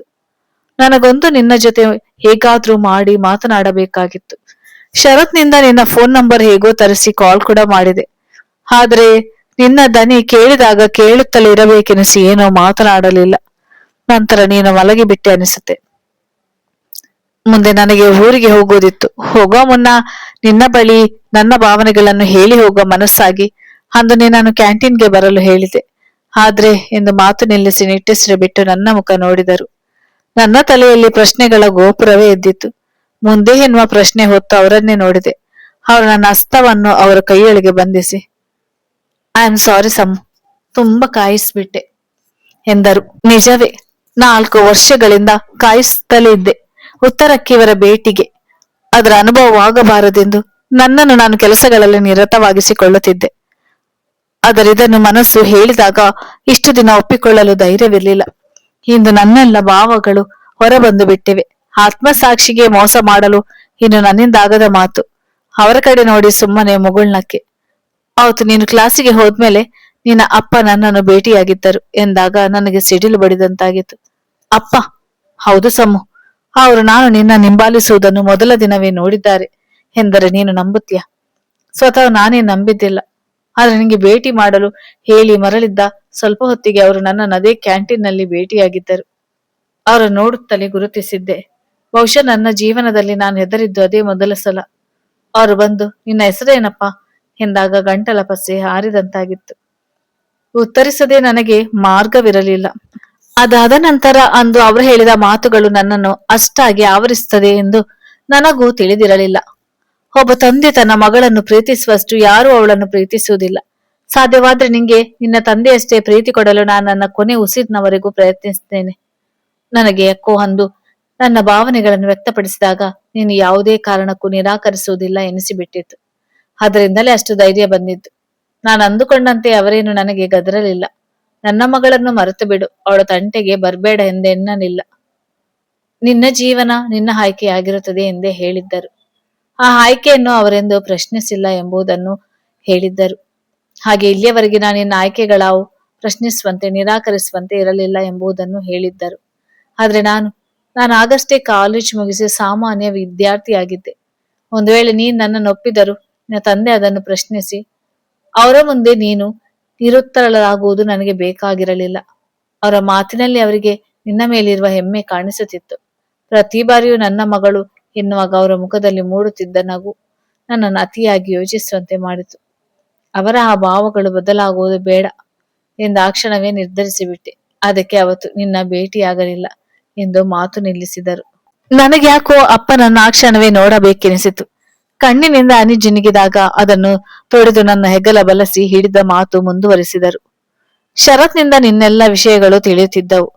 ಅವನ ಮಾವನ ಮಗಳು ನಿನ್ನದೇ ಕ್ಲಾಸ್ ಅಂತೆ ಎಂದು ನನ್ನ ಮುಖ ನೋಡಿದಾಗ ಹೂ ಎಂದು ತಲೆ ಆಡಿಸಿದೆ. ಅಲ್ಲಿಂದ ಹೋದ್ಮೇಲೆ ಸೀದಾ ಊರಿಗೆ ಹೊರಟು ಬಿಟ್ಟೆ. ಬುದ್ಧಿ ಬಂದಾಗಿನಿಂದ ಅಮ್ಮನನ್ನಷ್ಟೇ ನೋಡಿದ್ದು. ಅವಳತ್ರ ಯಾವುದನ್ನು ಮುಚ್ಚಿಟ್ಟು ಅಭ್ಯಾಸವಿರಲಿಲ್ಲ. ನಿನ್ನ ವಿಷಯವನ್ನು ಹೇಳಿದಾಗ ಅಮ್ಮನೇ ಸಮಾಧಾನಿಸಿದು. ಅಪ್ಪ ತೀರಿದಾಗಿನಿಂದಲೂ ನಾವು ಸಂಬಂಧಿಕರಿಗೆ ದೂರ. ಅಷ್ಟೋ ಇಷ್ಟೋ ಆಸ್ತಿ ಮಾಡಿದ್ದರು. ಅಮ್ಮನ ಮಾತಿನಂತೆ ನನ್ನದೇ ಬಿಸ್ನೆಸ್ ಪ್ರಾರಂಭಿಸಿದೆ. ಅವರ ಆಶೀರ್ವಾದ, ನನ್ನ ಪ್ರೀತಿಯ ಮೇಲೆ ನಂಬಿಕೆ ನನ್ನನ್ನು ಸೋಲಲು ಬಿಡಲಿಲ್ಲ. ಶರತ್ ಮದ್ವೆಗೆ ಬಂದಿದ್ದಿಲ್ಲ ನೆನಪಾಗಿ ಕೇಳಿದೆ. ನನಗೂ ಬರುವ ಮನಸ್ಸಿತ್ತು. ನೀನು ಬರ್ತೀಯ ಎಂದು ಗೊತ್ತಿತ್ತು. ಆದ್ರೆ ನನಗಿಲ್ಲಿನ ಕೆಲಸಗಳಿಂದ ಬರಲಾಗಲಿಲ್ಲ. ಶರತ್ಗೆ ಹೇಳಿದ್ದೆ, ಹೇಗಾದ್ರೂ ಮಾಡಿ ಉಳಿಸಿಕೋ ಎಂದು. ಆದರೆ ನಾನು ಬರುವಷ್ಟರಲ್ಲಿ ನೀನು ಹೊರಟಾಗಿತ್ತು ಎಂದರು. ಹೊರಡುವ ಎಂದಾಗ ಹ್ಞೂ ಎಂದು ಎದ್ದು ನಿಂತೆ. ಅದಾಗಲೇ ಕತ್ತಲ ಆವರಿಸುತ್ತಿತ್ತು. ಮನಸ್ಸು ಹಗುರವಾದ ಭಾವ. ಅಪ್ಪ ನನ್ನ ಜೀವನದ ಬಹು ಅಮೂಲ್ಯವಾದ ರತ್ನ. ಅದ್ಯಾವ ಜನ್ಮದ ಪುಣ್ಯ ನನ್ನನ್ನು ಕಾಯುತ್ತಿರುವುದು. ಅವರ ಮಗಳಾಗಿ ಹುಟ್ಟಿದ ನನ್ನ ಭಾಗ್ಯ ಎಂದುಕೊಳ್ಳುತ್ತಿದ್ದಂತೆ ನಾನು ತುಂಬಾ ಲಕ್ಕಿ ಸಮ್ಮೋ ಎಂದರು. ಯಾಕೆ? ನಿನ್ನಿಂದ ನನಗೆ ಒಬ್ಬ ಮಾರ್ಗದರ್ಶಿ, ಹಿತೈಷಿ, ಮೇಲಾಗಿ ಕಳೆದುಕೊಂಡ ಅಪ್ಪ ಸಿಕ್ಕಿದ್ದಾರೆ ಎಂದಾಗ ಮಾತನಾಡಲು ನನ್ನ ಬಳಿ ಪದಗಳಿರಲಿಲ್ಲ. ಅವರನ್ನೇ ನೋಡುತ್ತಲಿದ್ದೆ. ಇವತ್ತು ರಾತ್ರಿ ಇಲ್ಲೇ ಇರುವುದಾ ಎಂದು ಎಚ್ಚರಿಸಿದಾಗ ಬೈಕ್ ಹತ್ತಿ ಕುಳಿತೆ. ಆದರೂ ಅವರೊಂದು ತಪ್ಪು ಮಾಡಿದಾರೆಂದು ಗಂಭೀರವಾಗಿ ಹೇಳಿದಾಗ ಏನು ಎಂದೆ ಆತಂಕದಿಂದ. ಅವರ ಮಗಳಿಗೆ ನಗುವುದನ್ನೇ ಕಲಿಸಿಲ್ಲ. ಮುಂದೆ ಹೇಗೋ. ಕನ್ನಡಿಯಲ್ಲಿ ಕಾಣುತ್ತಿದ್ದ ನನ್ನ ಮುಖ ನೋಡುತ್ತಾ ತುಂಟತನದಿಂದ ಹೇಳಿದರು. ನೀವು ಕಲಿಸಿ ಎಂದೆ. ಆದ್ರೆ ಅಂದಿದ್ದು ಅವರಿಗೆ ಕೇಳಲಿಲ್ಲವಷ್ಟೇ. ಮನಸ್ಸಿನಲ್ಲೇ ಗುಣುಗಿದರೆ ಅವರಿಗೇಕೆ ಕೇಳುವುದು, ಸುಮ್ಮನೆ ತಲೆ ತಗ್ಗಿಸಿದೆ. ಪರವಾಗಿಲ್ಲ ಬಿಡು, ನಾನೇ ಕಲಿಸ್ತೇನೆ ಎಂದಾಗ ತುಟಿ ತಂತಾನೆ ಅರಳಿದವು. ಕನ್ನಡಿಯಲ್ಲಿ ನೋಡಿದರೆ ಅವರ ಗುಳಿಕೆನ್ನೇ ಅವರ ಎಂದಿನ ಖುಷಿಯನ್ನು ಸಾರುತ್ತಿತ್ತು. ಪ್ರೀತಿಯ ಜನನಕ್ಕೆ ಸಮಯ, ಸ್ಥಳ, ಕಾರಣಗಳಾವು ಮುಖ್ಯವಾಗುವುದಿಲ್ಲ. ಅಲ್ಲಿ ಪ್ರೀತಿ ಜನಿಸಿದಕ್ಕೆ ಸಾಕ್ಷಿ ಮನಸ್ಸೊಂದೇ. ಯಾವ ಕ್ಷಣದಲ್ಲಿ ಪ್ರೀತಿ ಜನಿಸುವುದೋ ಅದರ ಪೂರ್ವಪರ ಸ್ವತಃ ಮನಸ್ಸಿಗೂ ತಿಳಿದಿರುವುದಿಲ್ಲ. ಯಾವುದೋ ಕ್ಷಣದಲ್ಲಿ ಉದಯಿಸಿದ ಪ್ರೀತಿ ಉಸಿರಲ್ಲಿ ಉಸಿರಾಗಿ ಬೆರೆತು ಹೋಗಿ ನಿರೀಕ್ಷೆ ಇಲ್ಲದೆ ಜೀವನದ ಅಗತ್ಯತೆಯಾದಾಗಲೇ ಸಾರ್ಥಕತೆ ಪಡೆಯುವುದು. ನನ್ನ ಜೀವನದ ಬಹು ಮುಖ್ಯ ಅಗತ್ಯತೆ ಅವರಾಗುತ್ತಾರೆಂದು ನಾನು ಮೊದಲೆಂದೂ ಕಲ್ಪಿಸೇ ಇರಲಿಲ್ಲ. ಅಪ್ಪ ನನಗೆ ಆ ದೇವರೇ ಕರುಣಿಸಿದ ವರನಾದರೆ ಸಮರ್ಥ್ ನನಗೆ ಅಪ್ಪನಿಂದ ದೊರೆತ ವರ. ಅಪ್ಪನ ಬಗೆಗೆ ಅವರಿಗಿರುವ ಗೌರವ, ಅಮ್ಮನೆಡೆಗಿನ ಕಾಳಜಿ, ಕೆಲಸದಲ್ಲಿರುವ ಶ್ರದ್ಧೆ, ಇದೆಲ್ಲದರ ನಡುವೆಯೂ ಬಿಡುವು ಮಾಡಿಕೊಂಡು ನನ್ನೊಂದಿಗೆ ಕಳೆಯುವ ಸಮಯ. ಸದಾ ನಗುತ್ತಾ ನಗನಗಿಸ್ತಾ ಇದ್ದರೂ ಅವರ ಯೋಚನೆಯ ಪ್ರಬುದ್ಧತೆ ಪದೇ ಪದೇ ನನ್ನನ್ನು ಸೆಳೆಯುವ ಗುಳಿಕೆನ್ನೆ. ಸಿರಿಗೆ ಅವರು ಅಣ್ಣನಾಗಿ ಹಳೆಯ ಮಾತಾಗಿದೆ. ನನ್ನ ಬಗ್ಗೆ ದೂರ ಹೇಳಲು ವ್ಯಕ್ತಿಯೊಬ್ಬರು ಸಿಕ್ಕ ಖುಷಿಯಲ್ಲಿರುವಳು ಅವಳು. ಇಬ್ಬರಿಗೂ ಸರಿಯಾಗಿ ಹೊಂದಿದೆ. ಇಬ್ಬರನ್ನು ಮಾತಿನಲ್ಲಿ ಸೋಲಿಸುವುದು ಕಷ್ಟವೇ. ಸನ್ನಿಧಿಗೆ ವಿಷಯ ಹೇಳಿದಾಗ ತಿಳಿದದ್ದು ಶರತ್ನಿಂದ. ಅವಳಿಗೆ ಎಂದೋ ಇದೆಲ್ಲ ತಿಳಿದಿತ್ತು. ಹಾಗೆಯೇ ನನಗೆ ಹೇಳಬಾರದೆಂದು ತಾಕೀತು ಮಾಡಿದ್ದರಿಂದ ಹೇಳಿರಲಿಲ್ಲ. ಮಿತ್ರದ್ರೋಹಿ ಸನ್ನಿ. ಇದರ ನಡುವೆ ಬದಲಾದ ನನ್ನ ನಡೆ ನನಗೆ ಅಚ್ಚರಿಯನ್ನುಂಟು ಮಾಡಿತು. ದಿನಕ್ಕೊಂದು ಬಾರಿ ಸಮರ್ಥ್ ನನ್ನ ಬಳಿ ಮಾತನಾಡಲೇಬೇಕಾಗಿತ್ತು. ಕ್ಷಣದಲ್ಲಿ ಕೋಪ ಆವರಿಸಿದರೆ ಅದನ್ನು ತಣಿಸುವ ಹೊಣೆ ಅವರೇ ಹೊರಬೇಕಾಗಿತ್ತು. ಎಷ್ಟೋ ಬಾರಿ ನನಗೆ ನಾನೇ ಬುದ್ಧಿವಾದ ಹೇಳಿಕೊಂಡಿದ್ದೇನೆ. ಆದರೆ ಅವರೊಂದಿಗೆ ಮಾತು ಶುರುವಾದರೆ ನನ್ನೆಲ್ಲ ಪ್ರಬುದ್ಧತೆ ಕೈಗೆ ಸಿಗದೆ ಓಡಿಬಿಡ್ತದೆ. ಆದರೂ ಅದರ ಬಗ್ಗೆ ಒಂದಿನಿತು ಬೇಸರ ವ್ಯಕ್ತಪಡಿಸದೆ ನನ್ನನ್ನು ಸಂಭಾಳಿಸುವ ಅವರ ಪರಿಗೆ ನಾನು ಮತ್ತೆ ಮತ್ತೆ ಪ್ರೀತಿಯಲ್ಲಿ ಬೀಳುತ್ತೇನೆ. ಎಂದಿನವರೆಗಿನ ನನ್ನ ಜೀವನದ ಭದ್ರತೆಯ ಅಪ್ಪನಾಗಿದ್ದರು ನಾಳೆಯಿಂದ ಆ ಭದ್ರತೆಯ ಜವಾಬ್ದಾರಿಯನ್ನು ಅವರ ಕೈಗೆ ಒಪ್ಪಿಸಲಿದ್ದಾರೆ ಅಪ್ಪ. ಆಡಿ ಬೆಳೆದ ಮನೆಯನ್ನು ತೊರೆದು ಹೋಗ್ಬೇಕು ಎನ್ನುವ ಕೊರಗು ಒಂದೆಡೆಯಾದರೆ ಅಮ್ಮನ ಮುಖ ನೋಡದೆ ಆಗುತ್ತಿಲ್ಲ. ಊರಿಗೆ ಬಂದಾಗಿನಿಂದ ನನ್ನ ಕೈಯಿಂದ ಕೆಲಸ ಮಾಡಿಸದೆ ಅವರ ಮನೆಗೆ ಹೋದ್ಮೇಲೆ ಹೇಗಿರ್ಬೇಕೆಂದು ಹೇಳುವುದರಲ್ಲಿ ಸಮಯ ಕಳೆಯುತ್ತಾಳೆ.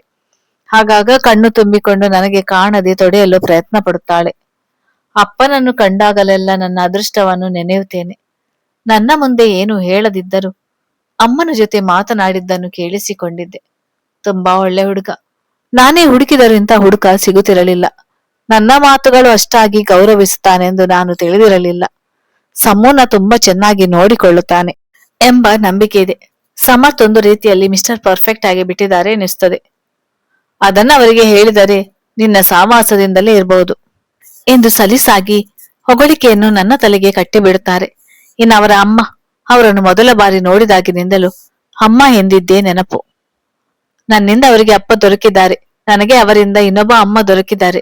ಭೇಟಿ ಮಾಡಿದಾಗಲೆಲ್ಲ ನನ್ನ ಪರ ವಹಿಸಿ ಸಮರ್ಥ್ನನ್ನು ಗದರಿರುತ್ತಾರೆ. ಅವರ ತುಂಟಾಟಗಳನ್ನು ಅವ್ರು ಹುಟ್ಟಿದಾಗಿನಿಂದಲೇ ಕಂಡರಲ್ಲವೇ ಅವರು. ಎಷ್ಟೇ ಇದ್ದರೂ ನಾಳೆ ನಾನು ಈ ಮನೆಯಿಂದ ಹೊರಗಡೆ ಇಟ್ಟರೆ, ಇನ್ನೊಮ್ಮೆ ಬಂದರೆ ಅದು ಅತಿಥಿಯಾಗಿ ಎನ್ನುವುದು ನೆನೆದರೆ ಮನಸ್ಸು ಭಾರವಾಗುತ್ತದೆ.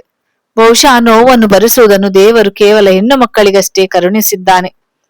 ಅಪ್ಪ ಅಮ್ಮನನ್ನು ನಮ್ಮ ಜೊತೆ ಇರುವಂತಿದ್ದರೆ ಚೆನ್ನಾಗಿರುತ್ತಿತ್ತು. ಅಂದುಕೊಂಡಿದ್ದೆಲ್ಲ ನಡೆದರೆ ಅದು ಬದುಕೆ ಎಂದುಕೊಳ್ಳುತ್ತಲೇ ಬಾರದ ನಿದ್ರೆಯನ್ನು ಆಹ್ವಾನಿಸಿದೆ. ಮನೆ ಬಂಧುಗಳಿಂದ ಗಿಜುಗೂಡುತ್ತಿತ್ತು. ಮನದ ತುಂಬ ಅರಿಯದ ದುಗುಡ. ಗಡಿಬಿಡಿಯಿಂದ ಎಲ್ಲಾ ಕಡೆ ಓಡಾಡುತ್ತಲೇ ಬಂಧುಗಳನ್ನು ವಿಚಾರಿಸುತ್ತಿರುವ ಅಪ್ಪ ಅಮ್ಮನನ್ನು ನೋಡಿದಾಗಲೆಲ್ಲ ಕಣ್ಣುಗಳು ತುಂಬಿ ಬರುತ್ತಿದ್ದವು. ಅಪ್ಪನ ಆಸೆಯಂತೆ ಸಮರ್ಥ್ ಮದುವೆಯನ್ನು ನಮ್ಮ ಮನೆಯಲ್ಲೇ ನಡೆಸುವುದಾಗಿ ಒಪ್ಪಿದ್ದರು. ಈ ಜನ್ಮಕ್ಕೆ ನನಗೆ ಇಷ್ಟನ್ನು ಕರುಣಿಸಿದ ದೇವರಿಗೆ ಮನದಲ್ಲೇ ಅದೆಷ್ಟು ಬಾರಿ ನಮಿಸಿದ್ದೇನು. ಮಾಂಗಲ್ಯ ಧಾರಣೆಯ ಸಮಯದಲ್ಲಿ ಮತ್ತೊಮ್ಮೆ ಕಣ್ಣಿನಲ್ಲಿ ಅಪ್ಪನ ಒಪ್ಪಿಗೆ ಪಡೆದ ಅವರು ತಮ್ಮ ಬಗೆಗಿದ್ದ ಗೌರವವನ್ನು ದುಪ್ಪಟ್ಟು ಮಾಡಿದ್ದರು.